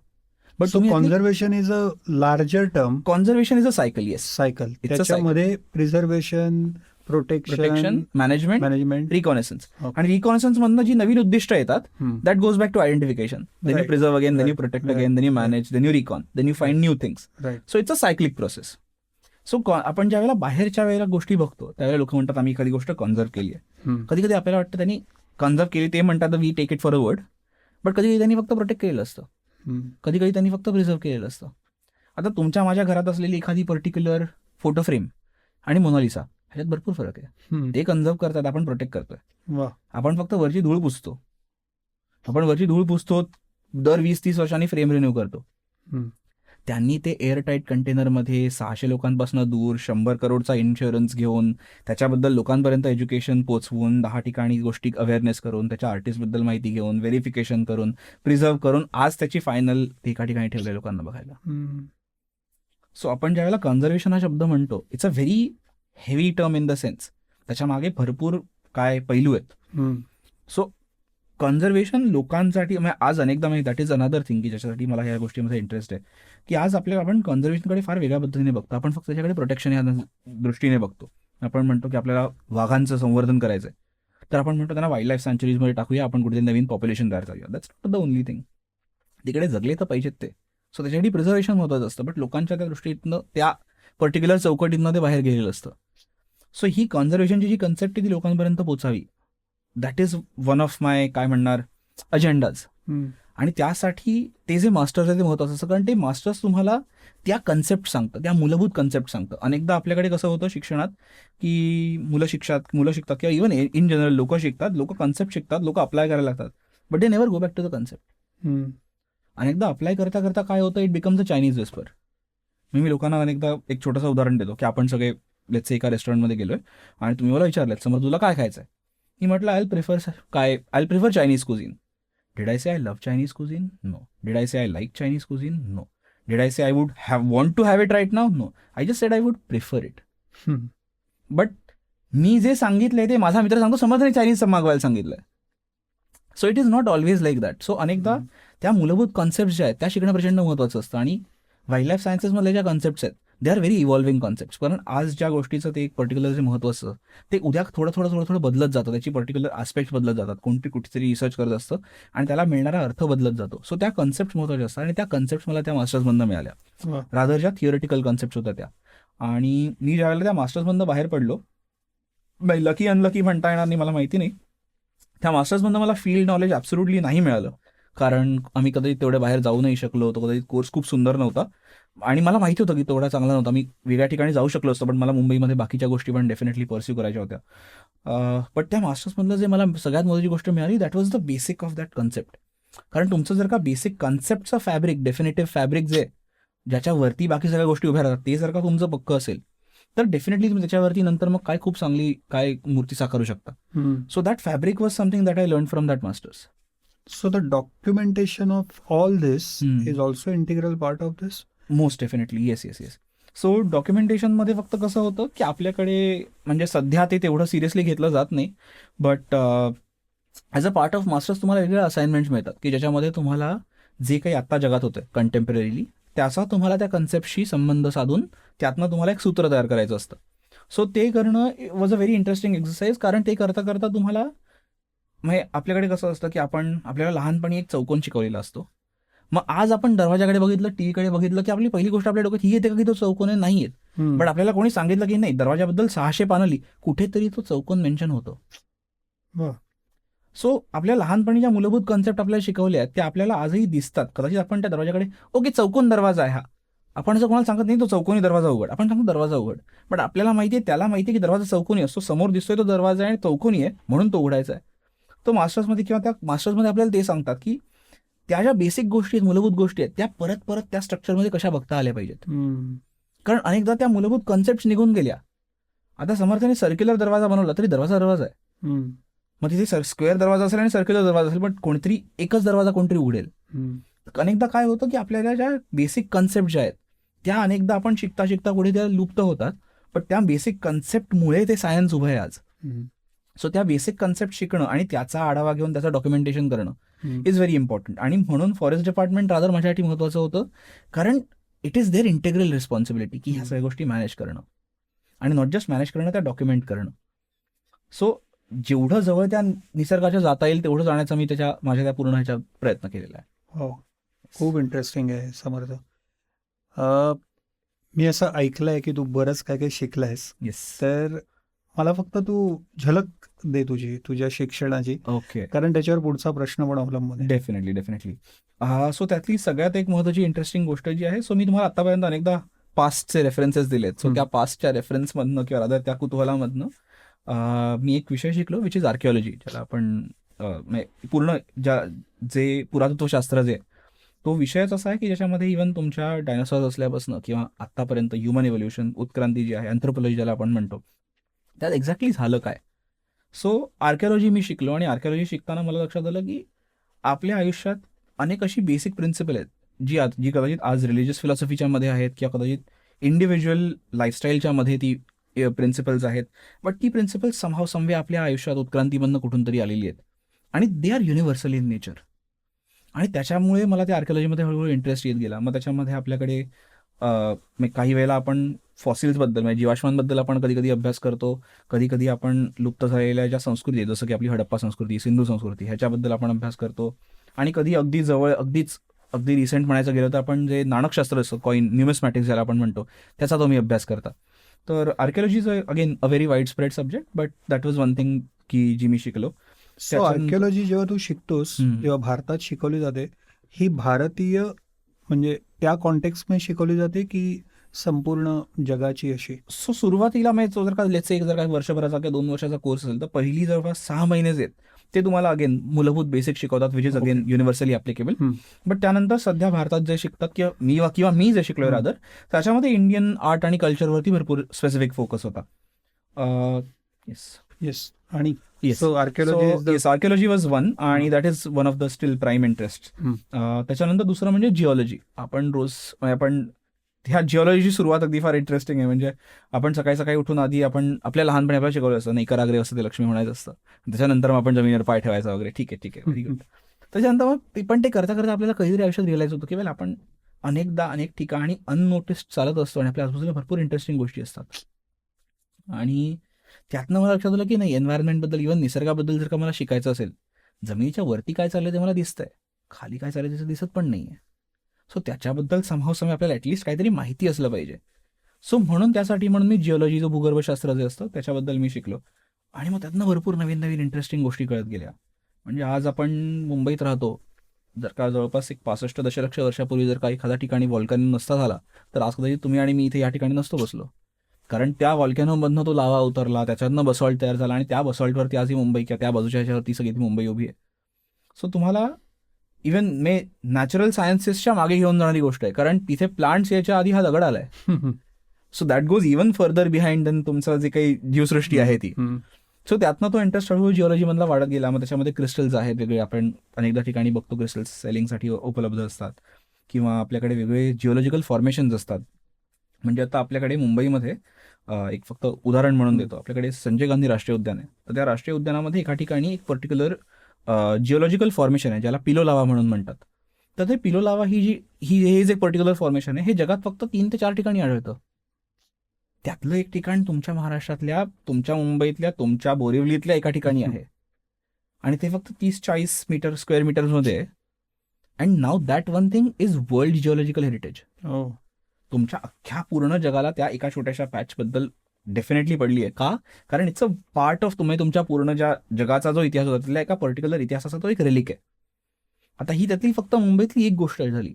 अशा जवळपास मुंबईमध्ये 60-70 गोष्टी आहेत आणि दॅट इज फक्त मुंबई. महाराष्ट्र तर पूर्ण सोडूनच द्या, त्याच्यानंतर आपण भारतात जातो, it is an entirely different thing. म्हणजे इव्हन मुंबईमध्ये आपल्याला वाटतं की मुंबई आधी 7 आयलंड्स होते वगैरे वगैरे, त्याच्यानंतर आता let's say I have given the latest number which is 65 million years, but त्याच्यानंतर त्याच्याही आधी काही होतं का? तर मुंबईमध्ये काही ठिकाणी फॉसिल्स पण सापडले 200 दशलक्ष वर्षापूर्वीची. 200 मिलियन इयर्स मुंबईत आहे, होतं रादर त्यावेळेला. आता ज्यावेळेला हे मेट्रोचं काम सुरू होतं त्यावेळेला त्यांनी मेट्रो ज्यावेळेला खणत होतं त्यावेळेला त्यांनी कोर्स काढले जमिनीतले. त्या कोर्सचा काही लोकांनी अभ्यास केला. आपल्याला कळतं की जिथे आज मुंबई तिकडे काही 100 वर्षांपूर्वी 65 दशलक्ष किंवा 70 दशलक्ष वर्षापूर्वी समुद्र होता. म्हणजे आपल्याला ते सांगितल्याप्रमाणे की आपल्या डोळ्यासमोर काय चाललंय ते दिसतं, बट जमिनीखाली काय चाललंय it is an very interesting thing. So that is त्या एका पर्टिक्युलर कुतूहलापोटी मी तो जो भूगर्भशास्त्र जो विषय तो शिकलो. आणि त्याच्यानंतर माझी फोटोग्राफी किंवा व्हिज्युअल आर्ट्समध्ये मला जो स्पेसिफिक इंटरेस्ट होता त्याच्यामधनं मग मी भारतीय कला ज्या आहेत, एन्शंट इंडियन हिस्ट्री आणि कल्चर्स, त्याच्याबद्दल मी शिकलो. आणि ते शिकता शिकता मला एक पर्टिक्युलर विषयामध्ये स्पेसिफिक इंटरेस्ट आला विच इज सौंदर्यशास्त्र, ज्याला आपण इंडियन एस्थेटिक्स म्हणतो. तर त्याचा भारतातला जो एक पर्टिक्युलर सौंदर्यशास्त्राचा जो प्रवास आहे त्याच्याबद्दल मला शिकायला आवडलं. तर आपल्याकडे रागमाला पेंटिंग्स वगैरे आपण अशा अनेक गोष्टी बघितलेल्या असतात. मिनिएचर पेंटिंग्स आपण अनेकदा एक्झिबिशन्समध्ये जातो किंवा आपण म्युझियम्समध्ये जातो तिकडे आपण बघितलेली असतात. तर त्याच्या मागे त्यांनी आर्टिस्टने विचार करताना काय केला होता, because it's a type of a visual art. So त्याचा मी विचार केला. आणि हे करता करता मध्ये एका ठिकाणी मला एक छोटीशी ऑपॉर्च्युनिटी मिळाली होती, विच इज इन पुणे. आपल्याकडे पुण्याला एक इन्स्टिट्यूट आहे ज्याला आपण म्हणतो film and television institute of India, FTI आहे. Yeah. आणि that comes under I think ministry of broadcasting आणि टेलिव्हिजन. तर त्यांचा एक पर्टिक्युलर कोर्स असतो पूर्ण वर्षभरात. It is called as film appreciation course. Right. तर रेसिडेन्शियल येस येस येस, तिथे तुम्ही 90 दिवस राहायचं असतं. 90 आय थिंक 90 का 30 दिवस राहायचं असतं. आणि ते तुम्हाला फिल्म्सकडे किंवा मूवीजकडे काय पद्धतीने बघायचं हे शिकवतात. विजय पाडळकरांचं अप्रतिम पुस्तक आहे त्याच्यावर, Okay. सिनेमाचे दिवस पुन्हा ओके, या नावाचं. त्यांनी आफ्टर रिटायरमेंट तो कोर्स केला. I see. Yeah. Okay. Yeah go so त्या फोटोग्राफीमध्ये तुम्हाला इंटरेस्ट होता, तुम्हाला पुढे त्या व्हिडिओग्राफीमध्ये थोडासा न्यावासा वाटला आणि त्यासाठी मी त्या कोर्ससाठी अप्लाय केलं.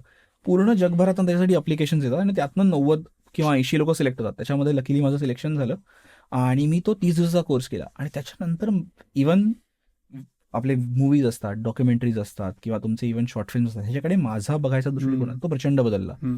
So that was another thing academically जी मी शिकलो, which is about how to basically look at different movies.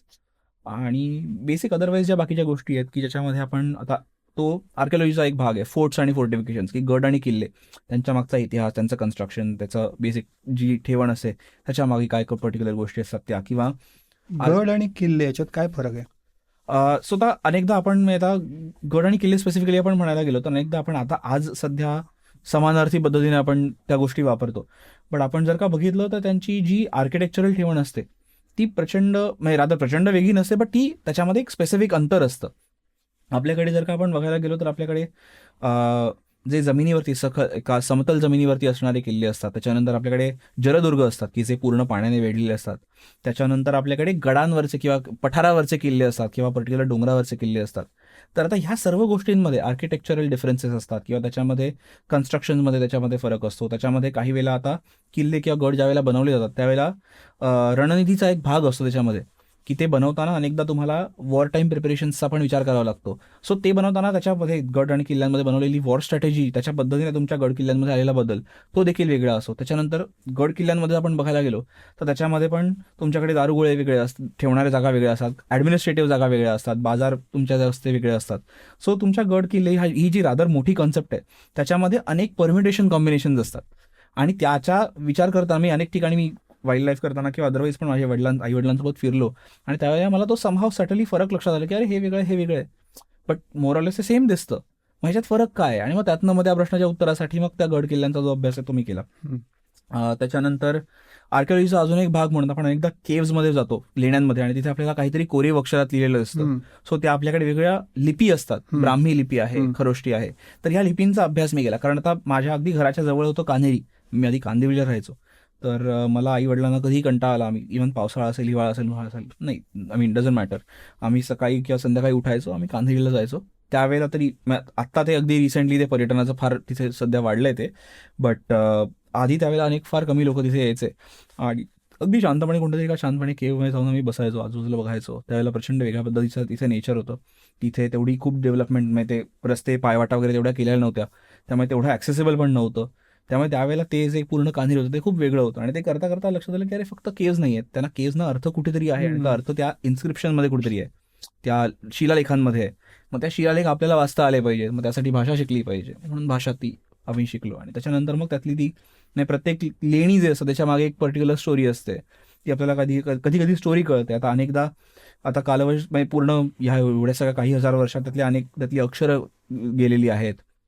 So मला स्टोरीचे थोडे तुकडे कळतात, काही वेळेला फक्त नावं असतात, फक्त डेट्स असतात, आणि अनेकदा तुमच्या त्या इथले का लार्ज जिक्सॉ पझल, सो त्यातले थोडे पीसेस लागतात, थोडे लागत नाही, but then you are happy की ॲटलीस्ट तुम्हाला त्यातले काही पीसेस तरी लावतात. येस, यातल्या एकेका विषयावर खरं तर एक वेगवेगळा पॉडकास्ट होऊ शकतो, त्यामुळे मी थोडंसं स्वतःला आवरतो. पण मला प्रश्न हा पडलाय समर्थ, की इतकं शिकल्यानंतर आणि इतकं विविध विषयांमधलं शिकल्यानंतर, ज्याप्रमाणे तू मगाशी म्हणालास की मी जेव्हा कॉलेजमध्ये होतो तेव्हा इतर मुलांच्या मी कितीतरी पुढे गेलेलो होतो, मी फॉर्म्युला कार रेस बघायला लागल्यानंतर. तर तसं इतकं वेगवेगळं शिकल्यानंतर, विविध विषयात शिकल्यानंतर सरकारी नोकरीमध्ये यावंसं का वाटलं, ज्या वेळेला तुझ्याकडे इतर अपॉर्च्युनिटीज कदाचित असतील? तर हा निर्णय घेताना काय विचार केलेलास? नक्की. सो पर्यावरण जे आहे ना आपलं इट्स मला सरकारी नोकरीला अजिबात कमी लेखायचं हो नाही, नाही सो पण बेसिकली कारण तिकडे चॅलेंजेस आहेत. डेफिनेटली पण- मी जे काम करतो ती अशी डिरेक्ट सरकारी नोकरी नाही. So they have hired us but that is on contract. So आता मी ज्यावेळेला आता आपण एखाद्या कोणत्याही पर्टिक्युलर बिझनेसकडे बघितलं किंवा कोणत्या तरी एखाद्या पर्टिक्युलर विषयाकडे बघितलं, स्ट्रीमकडे बघितलं, तर त्या प्रत्येक स्ट्रीममध्ये ना युजली आपल्याला 2 अंग दिसतात. एक अंग असतं की जे कॉर्पोरेट पद्धतीचं असतं, की जिकडे एका वेगळ्या पद्धतीने विचारसरणी असते, वेगळ्या पद्धतीने काम केलं जातं, आणि दुसरीकडे एक सरकारी पद्धतीचं असतं की जिकडे एक वेगळी पर्टिक्युलर मानसिकता त्याच्यामध्ये असते. आता आयडियल सिच्युएशनमध्ये आपलं जे सरकार असतं किंवा ज्या सरकारी ठिकाणी आपण ज्यावेळेला काम करतो, that is their moral responsibility to take care of that. पण ज्यावेळेला तुम्ही कॉर्पोरेटमध्ये काम करता त्यावेळेला that particular thing for which you work it becomes a subject of work for you. It becomes a product. मग तुम्ही एखाद्या पर्टिक्युलर प्राण्यावर काम करा किंवा लँडस्केपवर काम करा किंवा एखाद्या लेट्स से एका पर्टिक्युलर सिच्युएशनवर काम करा, इट बिकम्स प्रोडक्ट. ते तुम्ही तुमची मॉरल रिस्पॉन्सिबिलिटी असल्यासारखं अनेकदा कॉर्पोरेटमध्ये नाही काम करत, unless you are like very driven. It's a very different case. But government जे आहे त्यांना त्याची काळजी घ्यावी लागते. It's becomes their moral responsibility, आणि ते करताना तुम्ही एका वेगळ्या ड्राईव्हने विचार करता. आता त्याच्यानंतर आपल्याकडे गव्हर्नमेंटमध्ये भरपूर वेगवेगळ्या सिस्टम्स असतात. आपल्या गव्हर्नमेंटमध्ये स्पेसिफिक प्रोटोकॉल्स वेगळे असतात. आपल्या गव्हर्नमेंटमध्ये ज्या पद्धतीने आपण गोष्टींकडे बघतो त्या पद्धतीने आपण त्यांच्याकडे रिस्पॉन्सिबिलिटी म्हणून बघतो, आपण प्रोडक्ट म्हणून बघत नाही. आणि ज्यावेळेला आपण एखादी गोष्टीकडे रिस्पॉन्सिबिलिटी म्हणून बघितलं, तुम्हाला त्याचा शॉर्ट टर्म विचार नाही करता, तुम्हाला लॉंग टर्म विचार करावा लागतो. मग तुम्ही त्यासाठी प्लॅन्स बनवता, तुम्ही त्याच्यासाठी वेगवेगळ्या त्याच्यानंतर तुम्ही तुमच्या पद्धतीने नॉट जस्ट म्हणजे तुम्ही एकटे काम करत, तुमच्यासोबत इतर डिपार्टमेंट्स असतात. Because government works in a inter departmental coalition. But usually तुम्ही ज्यावेळेला कॉर्पोरेटमध्ये काम करता, इट्स जस्ट युअर एनजीओ किंवा your institution and then you are working with it on your team. But ज्यावेळेला तुम्ही गव्हर्नमेंटसोबत काम करत असता त्यावेळेला तुम्ही वेगवेगळ्या डिपार्टमेंटसोबत काम करत असता आणि प्रत्येकाचे वेगळे त्याच्यामध्ये इंटरेस्ट असतात. Because for everybody it's a different responsibility. But कॉर्पोरेटमध्ये for everybody it's a product. त्यांच्यामध्ये प्रॉफिट लॉस त्यांचे इंटरेस्ट वेगळे असतील, बट इथे ह्यांच्यामध्ये रिस्पॉन्सिबिलिटी एक सेन्स ऑफ वेगळी असते. आता मी ज्यावेळेला काम करत होतो, म्हणजे रादर ज्यावेळेला माझं मास्टर्स झालं त्यावेळेला मी एका कन्सल्टन्सीसाठी सुरुवातीला काम करायला गेलं ना. कन्सल्टन्सीज आर युजली कॉर्पोरेट. तिथे तुम्ही रिसर्चकडे बघण्याचा किंवा नेचरकडे बघण्याचा तुमचा दृष्टिकोन वेगळा असतो. Over there it becomes as I said it's a product. It gives you either money or it gives you services. आणि ज्यावेळेला तुम्ही त्याच्याकडे त्या पद्धतीने बघता, you have to develop it as a product. You have to market it as a product. You have to sell it as a product. You have to basically reach out to people की बाबा okay this is a product that we are looking for. मग त्याच्यानंतर इतर लोक त्याच्याकडे वेगळ्या पद्धतीने बघतात. आता ज्यावेळेला तुम्ही कॉर्पोरेटमध्ये काम करता तुमचं स्ट्रक्चर फार स्पेसिफिक असतं. तुमचे गोल्स टाईम लिमिटेड असतात, तुम्ही रिसोर्स लिमिटेड असतात, तुम्ही अनेकदा त्याच्याकडे बघताना म्हणजे बंधन येतात असं नाही म्हणता येणार, बट तुम्हाला एका पर्टिक्युलर वेने पाठवलं जातं त्याच्याकडे, बिकॉज तो अप्रोच त्या कॉर्पोरेट सेटलमेंटसाठी गरजेचा असतो. गव्हर्नमेंटकडे तुम्ही ज्यावेळेला काम करत असता त्यावेळेला ती गोष्ट जशी आहे तशी चांगल्या पद्धतीने राहिली पाहिजे. दॅट इज द प्राईम उद्देश. मी मला सांगितलं असं की कॉन्झर्व्ह करता आली पाहिजे गोष्ट. म्हणजे कॉर्पोरेटसाठी आता काही वेळेला काय करतात, एनजीओज जे असतात किंवा काही ज्या वेळेला इन्स्टिट्यूशन्स असतात त्यांना एका पर्टिक्युलर प्राण्यावरती काम करायचं असेल, जोपर्यंत CSR येतो, पैसे येतात, तोपर्यंत ते अनेकदा काम करतात. CSR दुसऱ्या गोष्टीकडे गेला त्याच्यासाठी नाही काम करत ते. नाउ डज इट मीन त्यांच्यासाठी टायगर महत्वाचं नाही? त्यांच्यासाठी टायगर महत्वाचं आहे, बट केव्हा ज्यावेळेला परत पैसे येतील त्यावेळेला. But then for government that tiger is a different value. It becomes the value of your nation. It becomes the value of your region. It becomes value of your culture. कारण तो वाघ फक्त वाघ नसतो, तो कोणासाठी वाघोबा देव असतो, तुमच्यासाठी वाघ असतो. त्या शेतकऱ्याच्या मारलेल्या म्हशीसाठी तो एक कम्पेन्सेशनचा पद्धती असते, एक पर्टिक्युलर वे असते. त्यामुळे गव्हर्नमेंटचा त्याच्याकडे बघण्याचा दृष्टिकोन प्रचंड वेगळा असतो. मी कॉर्पोरेटमध्ये काम त्यावेळेला पहिली 1-1.5 वर्ष मी त्यावेळेला केलं, मी रिसर्च केला वगैरे, आणि त्यानंतर मला लक्षात आलं की जर का मला ह्या गोष्टीकडे अजून परिपक्व पद्धतीने बघायचं असेल तर मला गव्हर्नमेंट कशी बघते हे देखील मला कळलं पाहिजे. आणि त्यासाठी म्हणून मी गव्हर्नमेंट ज्या पद्धतीने फॉरेस्ट डिपार्टमेंटमध्ये मी कामाला लागलो, की आता मला ज्यावेळेला आज लेट्स से मी 3 वर्ष आता मी काम केलं, त्यावेळेला मला लक्षात आलं की ओके, कॉर्पोरेटमधनं बघताना असं बघता येतं, गव्हर्नमेंटमधनं बघताना असं बघता येतं. सो मी गव्हर्नमेंटमध्ये आता ज्यावेळेला किंवा गव्हर्नमेंटसाठी किंवा वन विभागासाठी ज्यावेळेला आता काम करतो त्यावेळेला मला कळतं की कॉर्पोरेटवाल्यांनी काय केलंय. बट तेच जर का मी संध्याकाळी जॉब स्विच करून कॉर्पोरेटकडे गेलो की मला कळतं अरे गव्हर्नमेंट काय करतंय. So what is important is आपल्याला ती एक वेगळ्या पद्धतीने पूर्णपणे दृष्टिकोन मिळतो. आणि ॲज आय सेड की for government it's a moral responsibility. So तुम्ही त्याच्याकडे फार वेगळ्या पद्धतीने बघता. It becomes an integral part not just of your work but of your life, because you are entitled to conserve it. NGOs or other people, even corporate office असतील, they are not entitled to conserve it. But as a government, as a part of larger institution, you are entitled to conserve it. आणि म्हणून rather ती एक sense of responsibility जी आहे ती मला आहे, होती, आणि ती आय एम प्रिटी शुअर राहणार आहे. आणि त्याच्यासाठी कुठेतरी तुम्हाला एक जस्टिफिकेशन मिळालं पाहिजे की नाही, मी त्याच्यासाठी काहीतरी केलंय. आणि ते मी फक्त मला पैसे मिळतात की आमच्या इन्स्टिट्यूशनला पैसे मिळतात म्हणून नाही केले, बट रादर मला करायचं होतं म्हणून केलंय. आणि रादर त्या एका पर्टिक्युलर विचारासाठी म्हणून मी तो गव्हर्नमेंट किंवा रादर फॉरेस्ट डिपार्टमेंटसाठी काम करायला घेतलं. बऱ्याचदा आपण सरकार म्हटलं की त्याच्यामध्ये रेड टेपिझम आलं, त्याच्यामध्ये काही प्रमाणामध्ये भ्रष्टाचारचे काही हम्म. मुद्दे असतात. परंतु एका बाजूला सरकारी यंत्रणा सुद्धा चालू असते आणि ती चालू आहे म्हणूनच देश सुद्धा चालू आहे. Absolutely. आणि बऱ्याचदा आपल्या नजरेला दिसत नाहीत अनेक गोष्टी, पण अनेक गोष्टी सरकार करत असतात. करत असतं, yes. मला या बाबतीत हा प्रश्न विचारायचा आहे की फॉरेस्ट डिपार्टमेंटमध्ये तू आता एका अर्थाने आहेस, हम्म. तर या ठिकाणी सरकार आता काय करत आहे? ज्या गोष्टी तुला आता सांगू शकतोयस हम्म. इन पब्लिक डोमेन, हम्म. त्या तू जरूर शेअर कराव्यास. नाही, की definitely. अनेकांना असं वाटतं की काही होत नाहीये, पण नक्कीच हम्म. काहीतरी होत असतं, बरोबर, तर ते तू सांगावंस. डेफिनेटली. सो आपण ज्या वेळेला आता ॲज अ लेमन म्हणून विचार करतो त्यावेळेला आपल्याला, आपण एखाद्या नॅशनल पार्कमध्ये जातो त्यावेळेला आपल्याला काय दिसतं? मी आता तुम्हाला अगदी साधं उदाहरण देतो. आपण समजा आपण दोघं मुंबईत राहतो. आपल्याला समजा उद्या ठरवलं आपण की आपल्याला संजय गांधी राष्ट्रीय उद्यानात जायचं आहे. तुम्ही आणि मी जर का संजय गांधी राष्ट्रीय उद्यानात ॲज अ लेमॅन म्हणून जायचं ठरवलं, तुम्हाला आणि मला संजय गांधी राष्ट्रीय उद्यान, सो पूर्ण संजय गांधी राष्ट्रीय उद्यान जे ते जवळपास 104 स्क्वेअर किलोमीटरचं आहे. तुम्हाला आणि मला ॲज अ लेमॅन म्हणून त्याचा ॲक्सेस फक्त 3%चा आहे. सो आपल्याला डोळ्यासमोर काय दिसतं की अरे इथे राईड्स आहेत, इथे राईड्स नाही आहेत, इथे कचरा पडलाय, तिकडे कचरा पडलेला नाही, इकडे लोक उच्छाद मांडतात, तिकडे प्राणी आहेत, तेवढे चांगले नाही, कधी ते हेल्दी नसतील आपल्याला माहिती नाही, बट ठीक आहे, चाललंय, कचरा जास्त आहे, मजा नाही आली. But as a government officer ज्यावेळेला तुम्ही त्या पार्कमध्ये एंटर करता आणि त्या टुरिझम झोनच्या थोडंसं पुढे जाता, तुम्हाला एक पूर्णपणे वेगळं जंगल बघायला मिळतं. आणि तुम्ही गाडी थांबवली रस्त्याच्या बाजूला आणि तुम्ही म्हटलं की 3 फूट आपण रस्त्यापासून आतमध्ये जाऊ, 3 फूट फक्त. तर पहिला पाय तुम्ही ठेवता, तुम्हाला थोडासा पाल्यापाचोळ्याचा आवाज येतो. दुसऱ्या पावलाला थोडा जास्त आवाज येतो. तिसऱ्या पावलाला तुम्ही जवळपास 1.5 फूट पाल्यापाचोळ्यात पाव ठेवता. ते जंगल अनटच्ड असतं. त्या जंगलात फिरणारा प्रत्येक प्राणी जो आहे त्याची काळजी घेतली जाते. त्या जंगलामध्ये इतर कोणी बाहेर नेत असेल त्याची काळजी घेतली जाते. त्याच्यानंतर त्या जंगलामध्ये जे झाडं आहेत तिथे कोणी जात नाही. तिथे झाडांची वृक्ष अनेक ठिकाणी म्हणजे फॉरेस्ट डिपार्टमेंट एवढं विजिलंट असतं की ते झाडांची तोड होत नाही. आता आपल्याला वाटतं की अनेक ठिकाणी झाडं तोडली जातात, आपल्या ठिकाणी तस्करी होते प्राण्यांची. आता जसं लोक इव्हॉल्व्ह होतात तसं फॉरेस्ट डिपार्टमेंट पण इव्हॉल्व्ह होतं. आपल्याला वाटतं हे लोक असेच बसलेत, अजूनही पायाने काय हे करतात, गस्त वगैरे घालतात. मुळीच नाही. आमच्याकडे पण ड्रोन्स आहेत, आमच्याकडे पण स्पेसिफिक नॉट जस्ट CCTV कॅमेरे, पण आमच्याकडे पण अत्याधुनिक तंत्रज्ञान आहे आणि ते आम्ही वापरतो ॲक्टिव्हली. म्हणजे लोकांना असं वाटतं की ओके ठीक आहे, तिथे कोणतरी हरणाला खायला घातलं, ह्या लोकांना माहिती नसेल. वरती आपल्याला दिसत नाही, वरती डोळून फिरत असतो, तो ड्रोन बघत असतो काय चाललंय ते. काही ऑफेन्सेस असतात जे आपल्याला इमिजिएटली साईटवर जाऊन कधी कधी त्याचं निवारण करता येतं, काहीला नाही करता येत, काहीला मॅनपॉवर खूप छोटी पडते. मी खूप साधं उदाहरण देतो. संजय गांधी राष्ट्रीय उद्यान इज 104 स्क्वेअर किलोमीटर्स आणि the staff strength of that is about 200. Which is nothing तसं म्हटलं तर साईजच्या दृष्टीने. पर किलोमीटर तुमच्याकडे फक्त 2 लोक आहेत. 500 मीटरसाठी तुमच्याकडे 500 स्क्वेअर मीटरसाठी तुमच्याकडे एक माणूस आहे, रादर पर किलोमीटरसाठी एक माणूस आहे तुमच्याकडे फक्त. आणि त्यांच्या पण शिफ्ट्स असतात.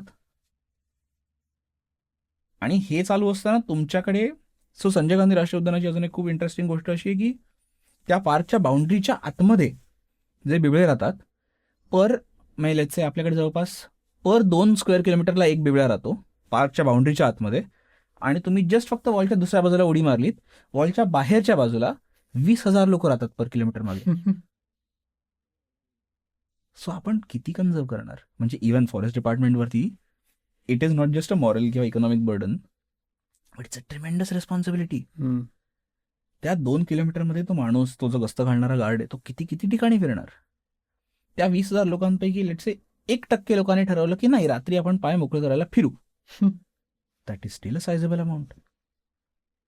त्यातल्या 5 लोकांनी ठरवलं की आपण दारू प्यायला बसू, तो एक गार्ड काय करणार? आणि ही 20,000 लोक तरी that is not a problem. Usually आपल्याकडे इव्हन भारतात unorganise crime is not a problem, organise crime is a problem. ज्यावेळेला 5 रॅन्डम लोक बसलेली असतात आणि फॉरेस्ट गार्ड जाऊन त्यांना हाकलायचा प्रयत्न करतो, इट इज स्टील सक्सेसफुल, त्याचा सक्सेस रेट तरी जास्त आहे. बट ज्यावेळेला 5 तस्कर येतात तिथे, it's a very different story.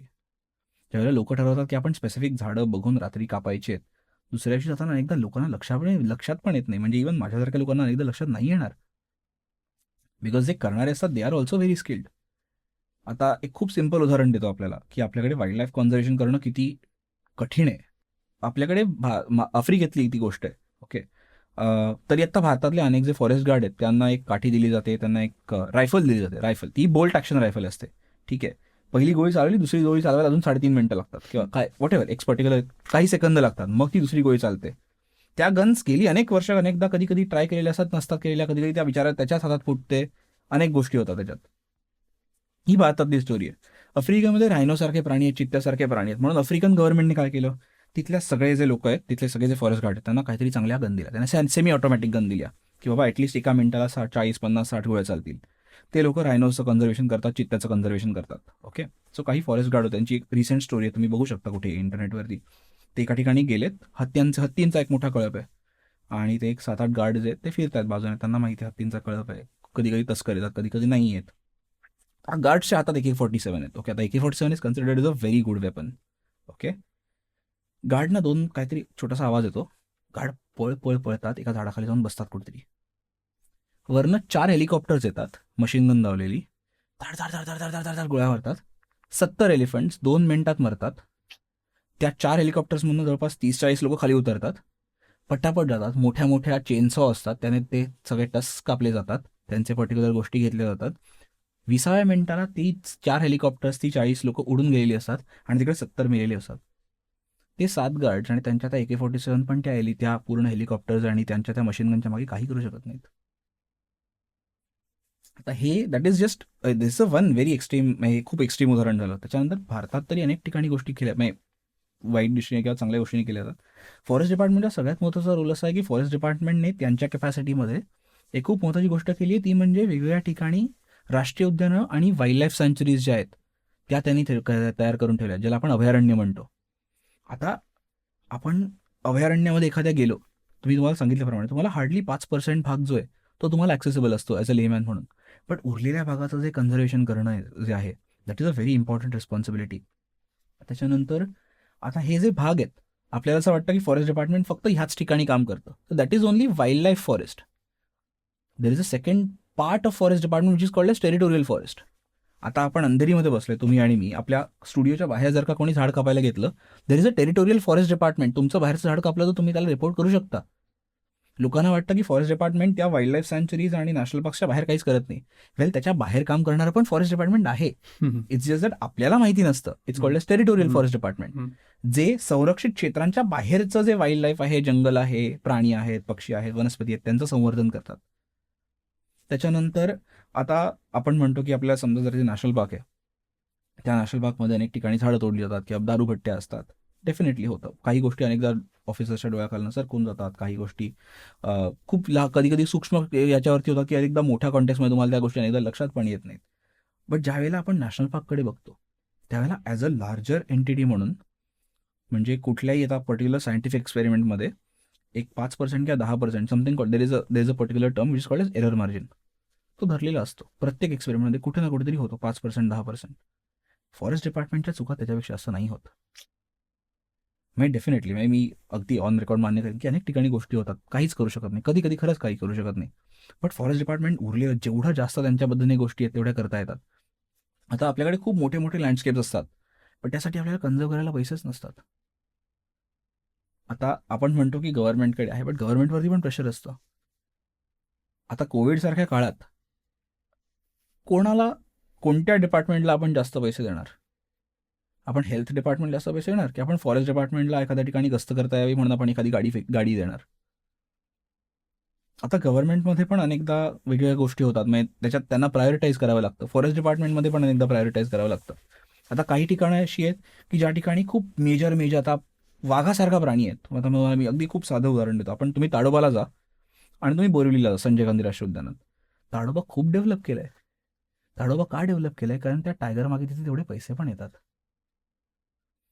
But आपल्यापैकी किती लोक वर्षातनं ठरवून राष्ट्रीय उद्यानाला 4 वेळा भेट देतात की अरे त्यांना थोडासा का होईना पण रेव्हेन्यू जावा.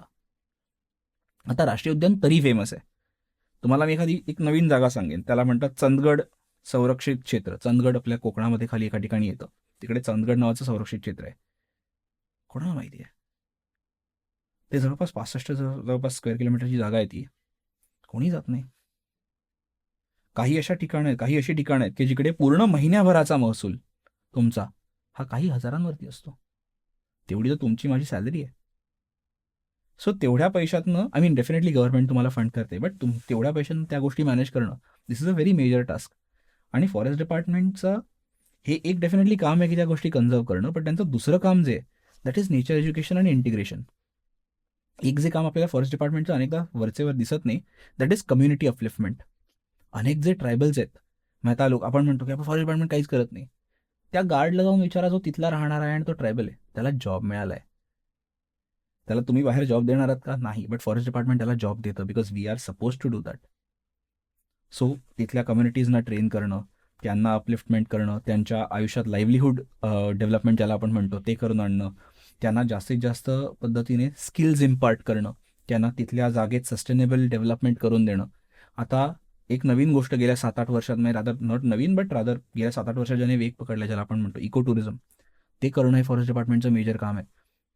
तुम्ही आज जर का एखाद्या ठिकाणी कोकणामध्ये गेला, तिथे एक पर्टिक्युलर गाव आहे, मला आता नाव नाही आठवत आहे, पण तिकडे कांदळवन टुरिझम होतं. त्या गावात महिला बचत गट आहेत. त्या गावात कोणताही पुरुष तिकडे गार्ड म्हणून येत नाही, गाईड म्हणून येत नाही. त्या महिलाच येतात, ती तुमची बोट घेतात, त्याच्यात डिझेल टाकतात, त्या चालवतात. तुम्हाला संध्याकाळी मिळणाऱ्या खाण्यापासून तर त्या मॅनग्रोवच्या शास्त्रीय नावापर्यंत सगळ्या गोष्टी सांगण्याचं काम त्या महिला करतात. सो ज्यावेळेला आपल्याला काही ठिकाणी काही त्रुटी दिसतात, त्यावेळेला दुसऱ्या बाजूला ह्या गोष्टी झालेल्या आहेत. अनेक ठिकाणी फॉरेस्ट डिपार्टमेंटने खूप सुंदर अशी ह्या ज्या आपण कम्युनिटी अपलिफ्टमेंट, कम्युनिटी कॉन्झर्वेशनची मॉडेल्स आहेत ती तयार केलेली आहेत. काही मॉडेल्स महाराष्ट्रातली एवढी सुंदर आहेत की ती मॉडेल्स आता इतर स्टेट्स ज्या आहेत त्या रेप्लिकेट करतात. महाराष्ट्रातली काही मॉडेल्स आहेत, कॉन्झर्वेशनची मॉडेल आहेत की जी मॉडेल्स बाहेरच्या देशात वेगळ्या ठिकाणी ती आता इम्प्लिमेंट केली जातात. कारण आता केरळसारखं जे आता राष्ट्र आहे जे पूर्ण ऑलमोस्ट टुरिझमवर चालत आहे. सो महाराष्ट्रात पण आता नॉट जस्ट कोकण पण इतर ठिकाणी पण जे टुरिझम आहे ते not just mass tourism but rather ते इको टुरिझमकडे घेऊन जाण्याचं काम जे आहे ते फॉरेस्ट डिपार्टमेंट करत आहे. तिथल्या लोकल लोकांना घेऊन, तिथल्या लोकल लोकांना ट्रेनिंग देऊन, त्यांच्या आयुष्यात एक पॉझिटिव्ह फरक घडवून, त्यांना शिक्षण देऊन आणि अवेअर करून तिथल्या गोष्टींबद्दल कसं शिकवून द्यायचं हे काम फॉरेस्ट डिपार्टमेंट करत आहे. एक खूप छोटंसं उदाहरण देतो आणि तिकडे आपण थांबू. एक पारधी नावाची कम्युनिटी आहे, हु आर बेसिकली ट्रेडिशनली हंटर्स. त्या कम्युनिटीमधल्या लोकांना कन्वर्ट करून आज फॉरेस्ट गार्ड बनवलंय, त्यांना आज ट्रेन करून त्यांना आज नेचर गाईड बनवलंय आणि हे फॉरेस्ट डिपार्टमेंटने केलंय. सो डेफिनेटली मी कुठेच नाही म्हणणार नाही की आपल्याकडे काही त्रुटी आहेत, काही गोष्टी होतात, काही गोष्टी नाही होत, बट जेवढ्या गोष्टी आपल्याकडे वाईट होतात पण त्यापेक्षा भरपूर जास्त मोठ्या पद्धतीने खूप चांगल्या गोष्टी डेफिनेटली महत्वाचं होतं, म्हणूनच तो Yes. प्रश्न विचारलेला होता. येस. आणि मगाशी हा जो एक तू बोलता बोलता जे सांगितलंस की लोकांनी या नॅशनल पार्क्सला व्हिजिट करणं, यावरच पुढचा प्रश्न मला आता मनात आला की माणसं जातात नॅशनल पार्क्सला, परंतु ती सेन्सिबिलिटी अजून लोकांकडे किंवा आपल्याकडे नाही आहे. बरोबर. एखाद्या नॅशनल पार्कला व्हिजिट दिल्यानंतर तिकडे कसं वागायचं आणि नक्की काय पाहायचं हेच अजून आपल्याला माहित नाहीये. अगदी. आपण अजून खाणं पिणं, फोटो काढणं, पिकनिक ह्याच्यामध्येच आहोत. नक्कीच. अजूनही प्रत्येकाला सांगावं लागतं की भडक कपडे घालू नका, सेंट मारू नका, बरोबर, किंवा मोठ्याने बोलू नका, पण तरी अजून आपल्याला ती सेन्सिबिलिटी नाहीये. करेक्ट. ही कशी आणायची, कशी सेन्सिबिलिटी, किंवा त्यासाठी तू काही विशेष प्रयत्न करतोस? नक्की.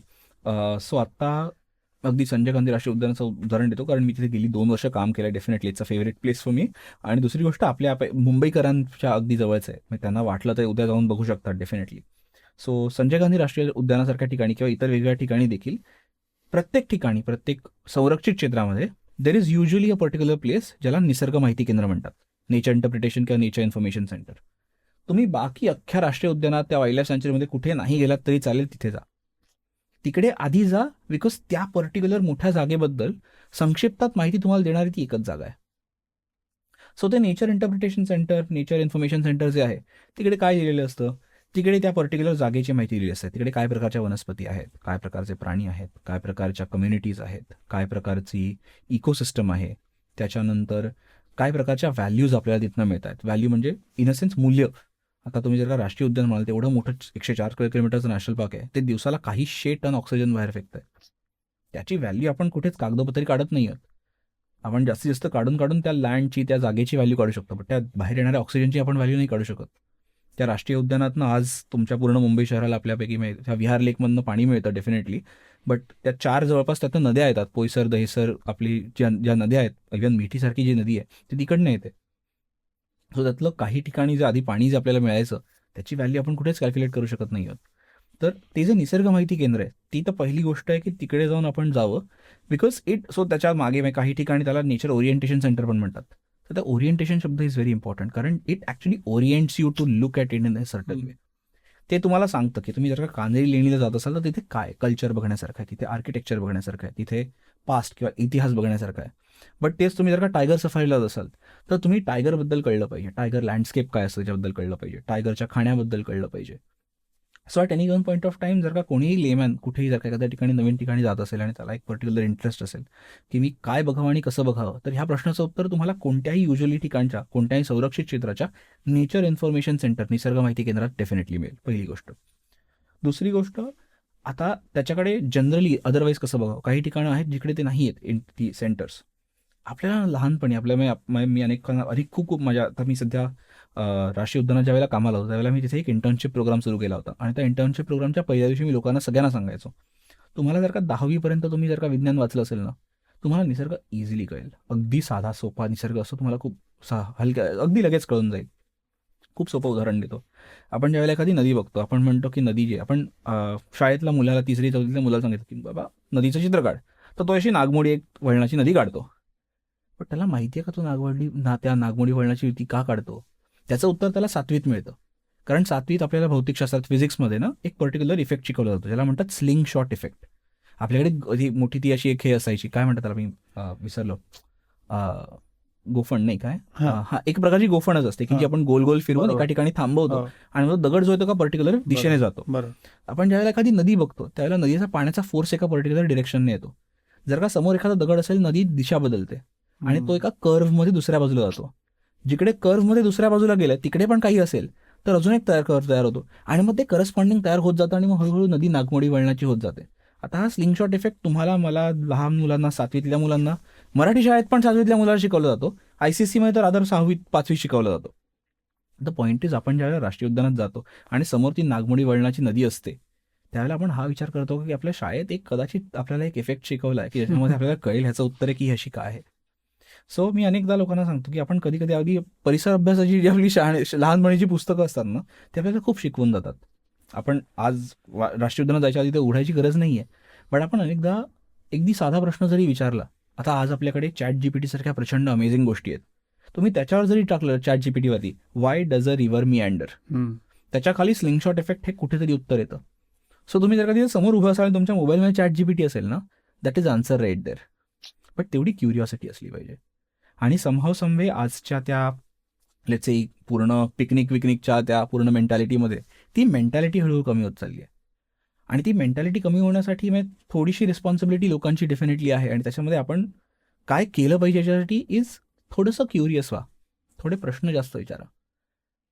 मग आपल्याला असं अनेकदा मी असं खूप अनेकांचं नोशन असतं की आपण एखाद्या ठिकाणी जातो, अरे आपल्याला तर माहिती आहे, शाळेत शिकवलं नागमोडी वळणाची असते नदी, ठीक आहे असते, ते का असते माहिती नाही.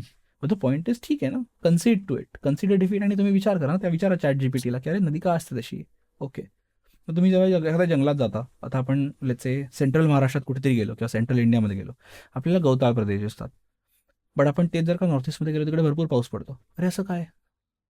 साधे प्रश्न आपण विचारू शकतो. आपल्याला माहिती आहे विषुववृत्ताजवळ खूप जास्त जैवविविधता असते, कारण तिकडे पाऊस जास्त असतो, खूप सगळ्या जैवविविधतेला पूरक अशा गोष्टी असतात, आणि तुम्ही हळूहळू पोल्सकडे जायला गेलात ती जैवविविधता कमी होते. त्याचा पण एक ग्रेडियंट असतो, त्याचा पण एक इंडेक्स असतो, त्याच्यामध्ये तुम्ही हळूहळू वर खाली गेलात, तुम्हाला कळेल इंडियामध्ये, भारतामध्ये डायव्हर्सिटी कशी वर किंवा खाली हळूहळू बदलत जाते.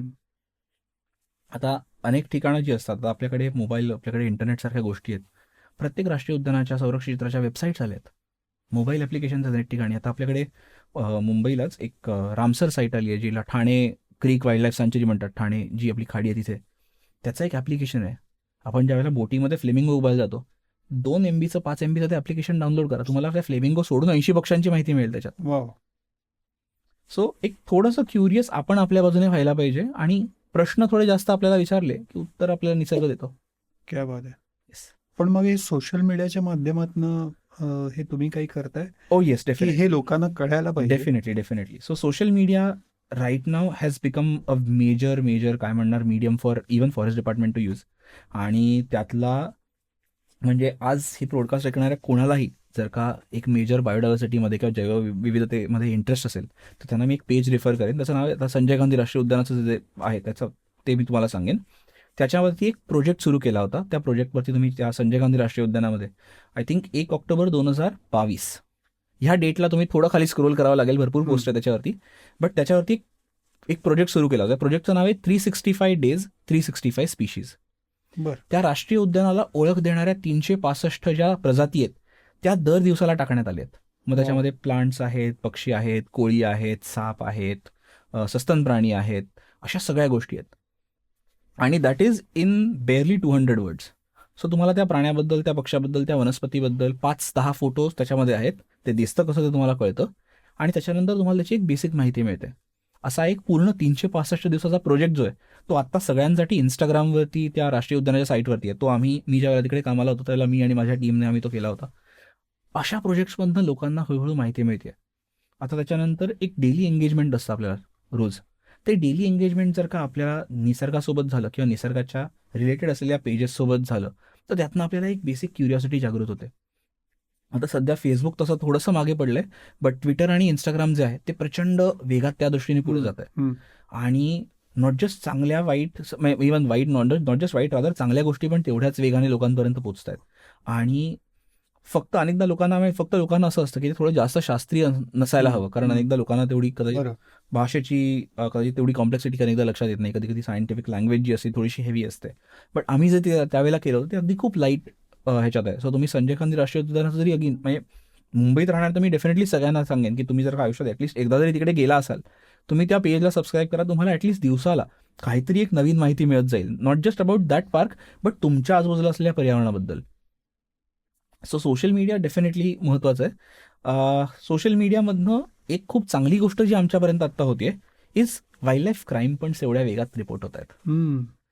सो जसं आपलं पोलीस डिपार्टमेंट आहे की बाबा समजा मेट्रोमध्ये बसलोय, मला कोणतरी चोरी काहीतरी केलंय किंवा काही फोन मिळाला आहे, मी रिपोर्ट केलं की बाबा मला असं मिळालंय. जेवढं लवकर पोलीस डिपार्टमेंट सध्या आजकाल रिपोर्ट करतं किंवा रिव्हर्ट करतं तुम्हाला, तेवढंच फॉरेस्ट डिपार्टमेंट पण करायला लागलंय. वा.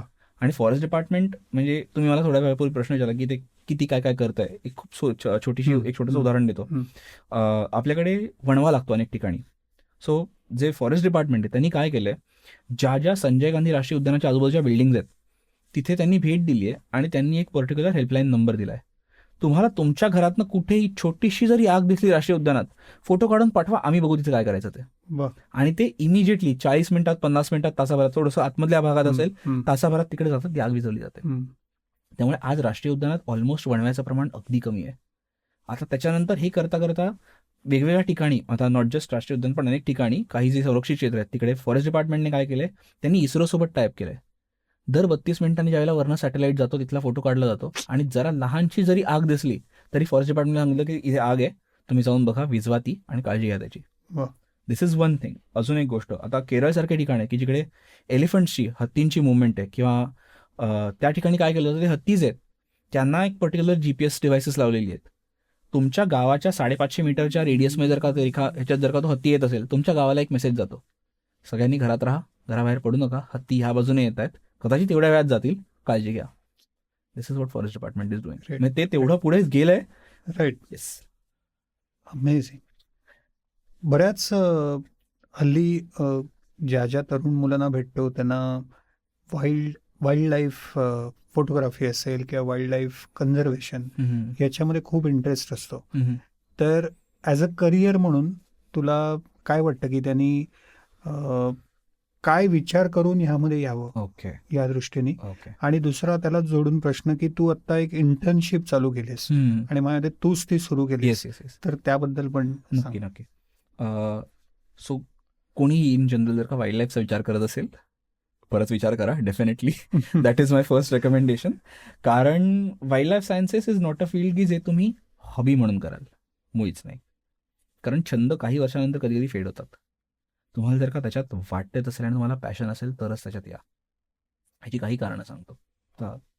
आता ज्यावेळेला फॉरेस्ट डिपार्टमेंटसाठी आम्ही ज्यावेळेला कामावरती असतो काही वेळेला, आता काही वेळेला असं झालंय की ज्या वेळेला तुम्ही एका पर्टिक्युलर कोणत्या तरी माळरानात असता, काही 15-20-30 किलोमीटर दूर कोणी नसतं, काही कुत्रं पण नसतं आजूबाजूला, प्राणी असतात डेफिनेटली, बट काही नसतं आजूबाजूला, खायला प्यायला काही नसतं, झोपायला हार्डली दगड असतात खाली, त्याच्यावर झोपता आलं तर ठीक, नाही तर ते पण नाही. काही वेळेला तुम्हाला खायला मिळत नाही अनेकदा, काही वेळेला तुम्हाला रेस्ट, इवन विदाऊट रेस्ट तुम्हाला कधी कधी 30 तास, 40 तास, 60 तास काम करावं लागतं. तुम्ही अशा जागांना भेट देता जिकडे आयुष्यात कधी कधी माणसं गेलेली नाही आहेत. आणि या ठिकाणी जेवढी एक्साइटमेंट असते तेवढं ते डेंजरस पण असतं. म्हणजे अगदी खूप सिम्पल साधी गोष्ट सांगतो. ज्या दिवशी मला फॉरेस्ट डिपार्टमेंटमध्ये किंवा रादर ह्याच्यात जॉब लागला होता, त्यावेळेला माझ्या आईला सांगितलं होतं की हे बघ, तुला कोणी कॉल केला, सांगितलं तुझ्या मुलाला काय साप चावला आणि मेला, तर कदाचित ते खरं असू शकतं की बाबा आत्ता घरातनं निघाला 10 मिनिटापूर्वी असा कसा मेला. Because it is a very dangerous field. आणि तुम्हाला जर का तेवढं त्याच्यात पॅशन नसेल, you will not be able to survive, because it's a very niche field as well. ते इंजिनिअरिंगसारखं किंवा कम्प्युटर सायन्ससारखं किंवा कोणत्या तरी पर्टिक्युलर सायन्ससारखं ते वाईड फील्ड नाही आहे की ठीक आहे ह्या कंपनीतनं नाही तर त्या कंपनीमध्ये आपल्याकडे स्किल सेट तोच आहे, तसं नाही चालत. त्याच्यानंतर वाईल्ड लाईफ सायन्सेस साठी लागणारे जे पर्टिक्युलर स्किल सेट्स आहेत ते पण तेवढे स्पेसिफिक आहेत. म्हणजे तुम्हाला नॉट जस्ट टेक्नॉलॉजी तुम्हाला फक्त येणं महत्त्वाचं नाही आहे, बट तुम्हाला तेवढी फिजिकल केपेबिलिटी असली पाहिजे. तुम्हाला कदाचित खूप सुंदर कॉम्प्युटर चालवता येतो, तुम्हाला GIS सारखी अमेझिंग सॉफ्टवेअर्स तुम्हाला कदाचित येऊ शकतात, पण तुम्ही जर का फील्डवरती 12 तास मे मधल्या उन्हात नागपूरमध्ये चालू शकत नसाल, नका करू. कारण ते तुम्ही सवयीने नाही आणू शकत. ते तुमच्या आतमध्ये असेल तर डेफिनेटली येतं. आता जर का कोणाला डेफिनेटली हे करायचं असेल, आतापर्यंत कधी तुम्ही नसाल करू शकला, पण तुम्हाला जर काही करायचं असेल, 3 गोष्टी करणं प्रचंड महत्त्वाचं आहे. एक, तुम्हाला पेशन्स प्रचंड असला पाहिजे. नसेल तर हळूहळू वाढवता येतो definitely. Patience is one thing, याच्यावर तुम्ही काम करू शकता, कन्सिस्टंटली केलं तर तो वाढतो देखील. तुम्ही पेशन्स तुमच्याकडे नसेल तर तुम्हाला वाईल्ड लाईफमध्ये नाही काम करता येत. अनेकदा तुम्ही ज्या ऑब्जेक्टिव्हसाठी बाहेर निघाले असता तुम्हाला तो ऑब्जेक्टिव्ह पूर्ण करता येत नाही. अनेकदा काहीतरी भलतंच होतं. इट्स अ व्हेरी अनप्रिडिक्टेबल काय म्हणणार सिच्युएशन बाहेरच्या ठिकाणी. Patience is very important. Number 2, अनेकदा आपण म्हणतो कोणत्याही पर्टिक्युलर सायन्समध्ये जाताना तुमची थिअरी तुम्हाला पूर्ण माहिती असली पाहिजे. तुम्ही स्किम थ्रू करून काहीतरी एखाद्या ठिकाणी फील्डवरती गेलायत आणि तुम्हाला त्या काहीतरी तिथे करायला लागलंय, दॅट इज व्हेरी डेंजरस. म्हणजे ते अर्धज्ञान जे वाईट असतं आपण जे म्हणतो तसं करून नाही चालणार आहे. वाईल्ड लाईफ सायन्सेस जेवढं फील्ड ओरिएंटेड आहे तेवढंच ते कॉन्सेप्ट ओरिएंटेड पण आहे. आणि त्या कॉन्सेप्ट्समध्ये, त्या थिअरीजमध्ये जेवढी तुम्हाला क्लॅरिटी असेल तेवढं तुम्ही तिथे जास्त चांगलं आणि इफेक्टिव्ह काम करू शकाल. सो तुमच्या बेसिक्स तुमचे जे आहेत एन्व्हायरमेंटबद्दलचे ते इम्पॉर्टंट असले पाहिजेत. तिसरं आणि one of the most important म्हणजे जे आपल्याला अनेकदा कधी कधी जमत नाही, कधी कधी जमतं, is try and be as unbiased as you can. अनेकदा प्राण्यांसोबत काम करून आपण अनेकदा प्राण्यांच्या बाजूने विचार करायला लागतो, अनेकदा लोकांसोबत कम्युनिटीसोबत काम करून आपण त्यांच्या बाजूने विचार करायला लागतो. कधी कधी आपण वेगळ्या ठिकाणी काम करत असतो, आपण कधी कधी पॉलिटिकली बायस्ड होतो, कधी कधी एन्व्हायरमेंटली बायस्ड होतो. आणि ते करताना तुमच्या डोक्यातनं जेवढा कमी करता येईल असं कोणीच नाही आहे ज्याला बायस नाही आहे. प्रत्येकाला कधी ना कधी थोडा ना थोडा कुठे ना कुठे असतोच. बट ते तुम्ही काम करताना जेवढं अनबायस्ड राहू शकाल तेवढं तुम्ही अनबायस्ड राहा. कारण तुमचा जर का एक पर्टिक्युलर पर्सनॅलिटी असेल, तुमचं काम आणि त्याच्या पद्धतीने येणारं जे कामाचं आउटपुट आहे ते पण त्या पद्धतीचं असेल. आणि wild life is a science की जिकडे तसं नाही चालणार तुम्हाला. आता ह्याच्यासोबत शेवटची फक्त एक महत्त्वाची गोष्ट आहे की तुम्ही कुठेही जात असाल, वाईल्ड लाईफ सायन्सेस तुम्हाला जर का टीमवर्क नसेल येत ना, इट्स नॉट द प्लेस. कारण कधी कधी तुम्हाला त्या प्राण्यासोबत काम करायला लागतं. वा. आणि ते जर का तुम्हाला नाही जमलं, यू कांट डू एनिथिंग. कधी कधी तो प्राणी रिस्पॉन्ड करतो, कधी कधी नाही करत. It's also about again as I said patience. कधी कधी तो लँडस्केप तुम्हाला रिस्पॉन्ड करत नाही. तुम्ही जर का एखाद्या ठिकाणी तुम्हाला जर का मग अगदी साधी गोष्ट, समथिंग कॉल्ड एज मेडो मॅनेजमेंट, की ज्याला आपण गवत किंवा मॅनेजमेंट ज्याला आपण जे म्हणतो ते, कधी कधी तुम्हाला लँडस्केपच रिस्पॉन्ड करत नाही. तुम्ही भरपूर सीड्स लावलेले असतील, तुम्ही भरपूर पाऊस पडला असेल काय, कधी कधी लँडस्केपच रिस्पॉन्ड करत नाही. मग त्यावेळेला तुम्हाला त्याच्या आजूबाजूची सायन्सेस कळली पाहिजेत. त्यावेळेला तुम्हाला थकून चालत नाही. मी लोकांना अनेकदा सांगतो की if you are a person की ज्याची फिजिकल एनर्जी कम्पॅरेटिव्हली अशी काय लिमिटेड आहे, यू कांट वर्क देअर. तुम्हाला अनेकदा काही दिवस तिथे राहायला लागतं, काही तास तिकडे राहायला लागतं. आता अनेक लोक आहेत की ज्यांनी स्नो लेपर्डच्या मागे काही महिने घालवलेत, पण त्यांना फोटोच नाही मिळालाय. आणि this is just wild life photography. Conservation तर दूरची गोष्ट आहे. म्हणजे मला त्याला जर का GPS लावायचा असेल, तो त्या 900 मीटरच्या कड्यावरती, मी कुठे कुठे जाणार? मी इकडनं खालनं डार्ट मारायचं तरी मला त्या हवेचा अंदाज आला पाहिजे, त्याचा अंदाज आला पाहिजे, त्याची मुवमेंट कळली पाहिजे, त्याचं बिहेवियर कळलं पाहिजे. It's a very dynamic field. Wild life सायन्सेसमध्ये तुम्हाला फक्त एक पर्टिक्युलर सायन्स करून उपयोग नाही. तुम्हाला त्या ॲनिमलची फिजिओलॉजी, त्याचं शरीरशास्त्र तुम्हाला कळलं पाहिजे, लँडस्केप्स तुम्हाला कळले पाहिजेत, क्लायमेट आणि तुम्हाला बाकीच्या ज्या वातावरण रिलेटेड गोष्टी आहेत त्या कळल्या पाहिजेत, बॉटनी तुम्हाला प्लांट्सच्या गोष्टी कळल्या पाहिजेत, तुम्हाला झुऑलॉजी ॲनिमल्सबद्दल गोष्टी कळल्या पाहिजेत, त्यांचं behaviour that's a very different tangent, त्याच्याबद्दल तुम्हाला कळलं पाहिजे. So it's a very dynamic field. So तुम्हाला ती एक शिकण्याची ती जी एक उत्सुकता असते ती तुम्हाला स्वतःमध्ये तयार करून घेतली पाहिजे जर का तुम्हाला तिथे जायचं असेल तर. आणि एक फक्त शेवटची गोष्ट जी तेवढी कधी कधी मॅटर करते, कधी कधी करत नाही, इज तुम्ही फ्लेक्झिबल असलं पाहिजे. काही वेळेला तुम्ही गोल, मी तुम्हाला सांगितल्याप्रमाणे की वाईल्ड लाईफमध्ये तुम्हाला आयदर कॉर्पोरेटसोबत काम करतात किंवा तुम्हाला गव्हर्नमेंटसोबत काम करता येतं. Unless your father is a billionaire then you can work on your own, but that is a very different case. तुम्हाला ह्या 2 ठिकाणी काम करावं लागतं आणि या दोन्ही ठिकाणी पर्टिक्युलर ओरिएंटेशनने काम करावं लागतं.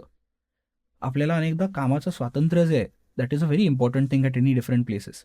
माझं सुदैव आहे की मला दोन्ही ठिकाणी माझ्या गव्हर्नमेंट सेटअपमध्ये पण आणि माझ्या इव्हन कॉर्पोरेट सेटअपमध्ये पण त्यांनी मला पूर्ण फ्रीडम ऑफ वर्क दिलं आहे. बट अनेकदा लोकांना नसतं. सो अशा ठिकाणी तुम्ही फ्लेक्झिबल राहून काम केलं पाहिजे, कारण कधी कधी लोकांना फ्लेक्झिबिलिटी मिळत नाही म्हणून लोक फील्ड चेंज करतात.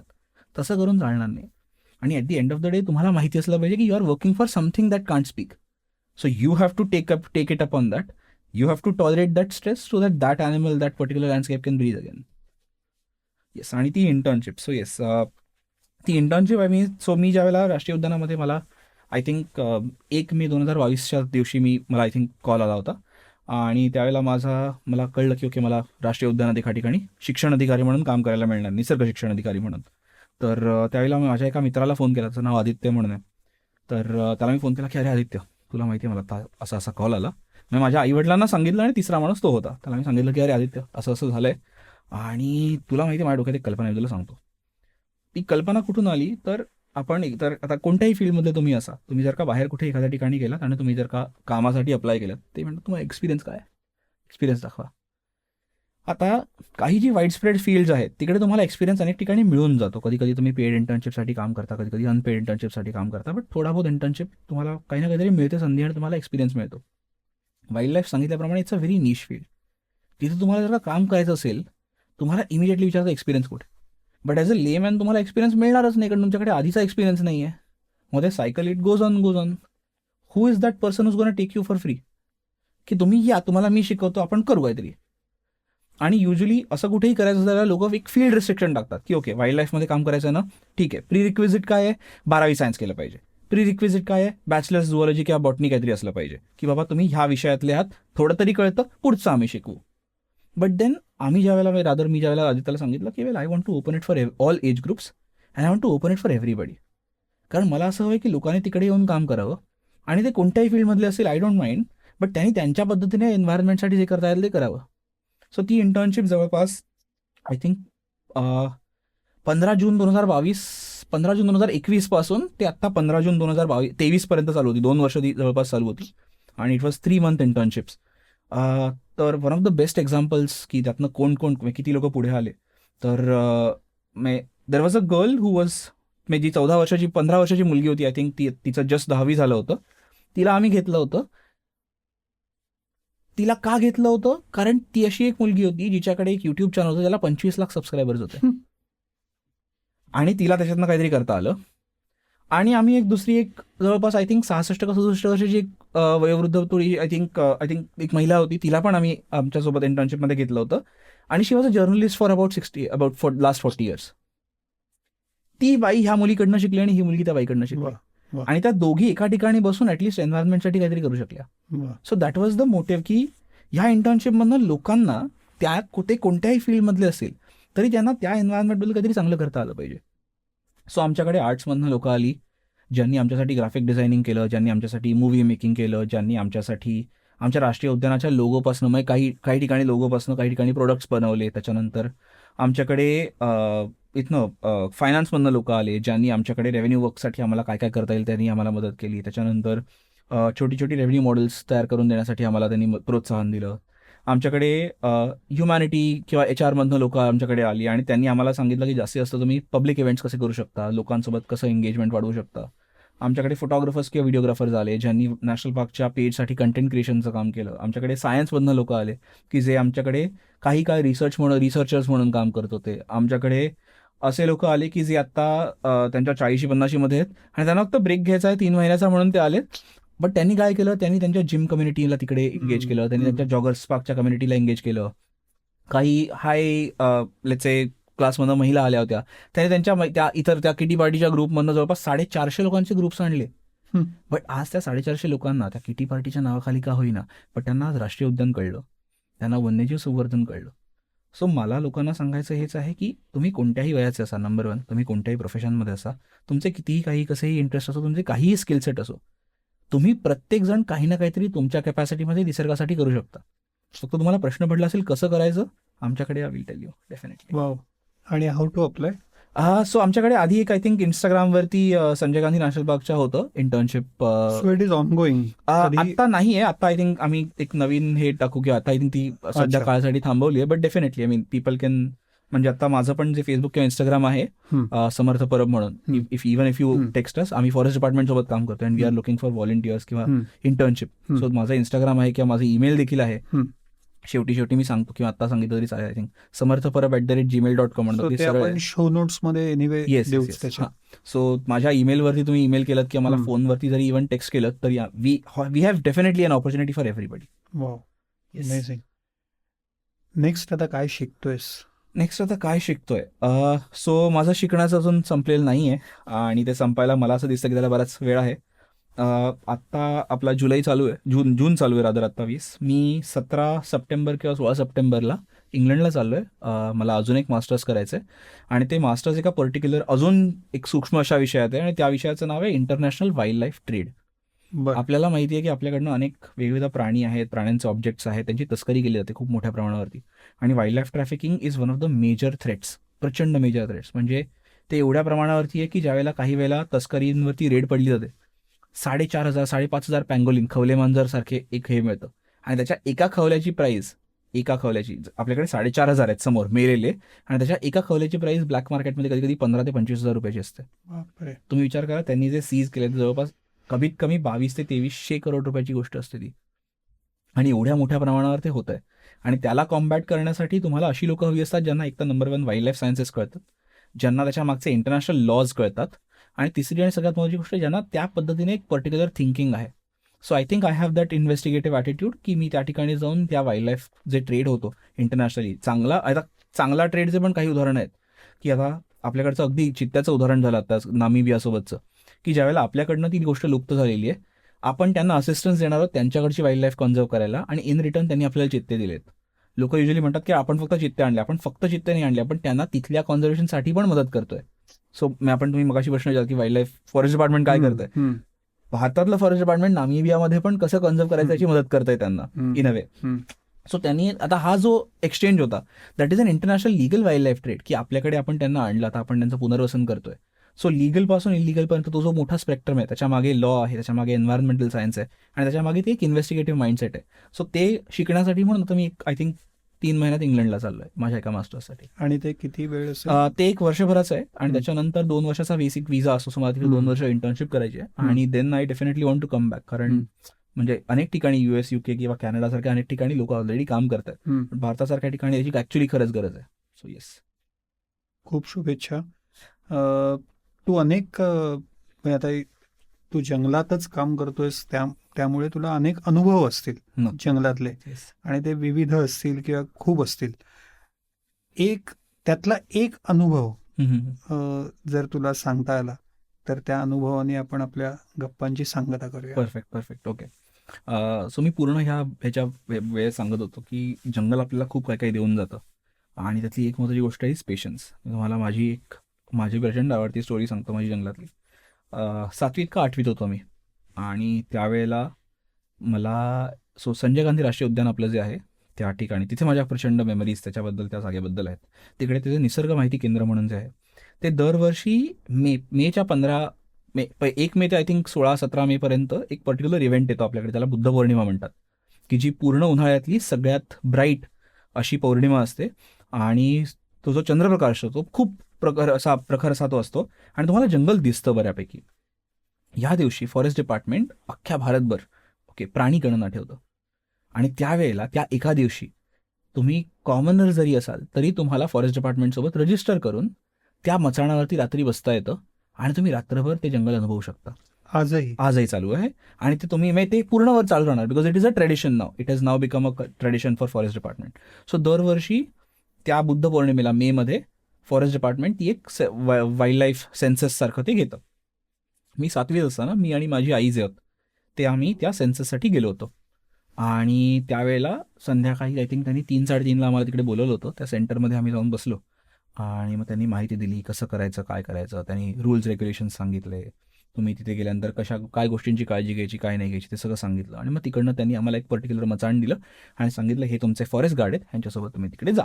तिथे रात्रभर तुम्हाला बसायचं आहे. तुम्हाला एक पेपर दिलेला असतो ज्याच्यावरती एक टेबल असतं. कोणता प्राणी किती वाजता आला, कुठे आला, काय आला, प्राण्याची प्रजात काय, तो काय करतो हे लिहिण्यासाठीचा एक तक्ता असतो त्याच्यावरती, तो आपण भरायचा असतो. सो मी 7वीत होतो त्यावेळेला. माझी आई आणि तो फॉरेस्ट गार्ड असे आम्ही त्या ठिकाणी त्या मचाणावरती इथे गेलो. संध्याकाळी जवळपास 5:30ला वगैरे तुम्हाला त्या मचाणावरती बसायचं असतं. आता द डील इज तुम्हाला सुसू करायला खाली उतरता येत नाही, तुम्हाला शी करायला खाली उतरता येत नाही. काही अनलेस खूपच काही ग्रेव्ह असेल तर तुम्हाला खाली उतरता येतं. ते पण तो फॉरेस्ट गार्ड आधी उतरतो आणि मग तुम्हाला उतरायचं असतं. त्या पूर्ण सेन्ससची वेळ जवळपास संध्याकाळी 6 ते सकाळी दुसऱ्या दिवशी 6 अशी 12 तासाची जवळपास असते. तर आम्ही त्या दिवशी रात्री मी 7वीत असताना त्यावेळेला एक तर पहिली गोष्ट 7वीत होतो मी, त्यामुळे मला काडी मात्र पेशन्स नव्हता. बट तरीही मी म्हटलं की नाही आपल्याला काहीतरी दिसेल आणि अशी आशा होती की बिबळ्या दिसेल आपल्याला. तर म्हणून मी असं म्हटलं की येस बिबळ्या दिसेल, आपण शांत बसलं पाहिजे.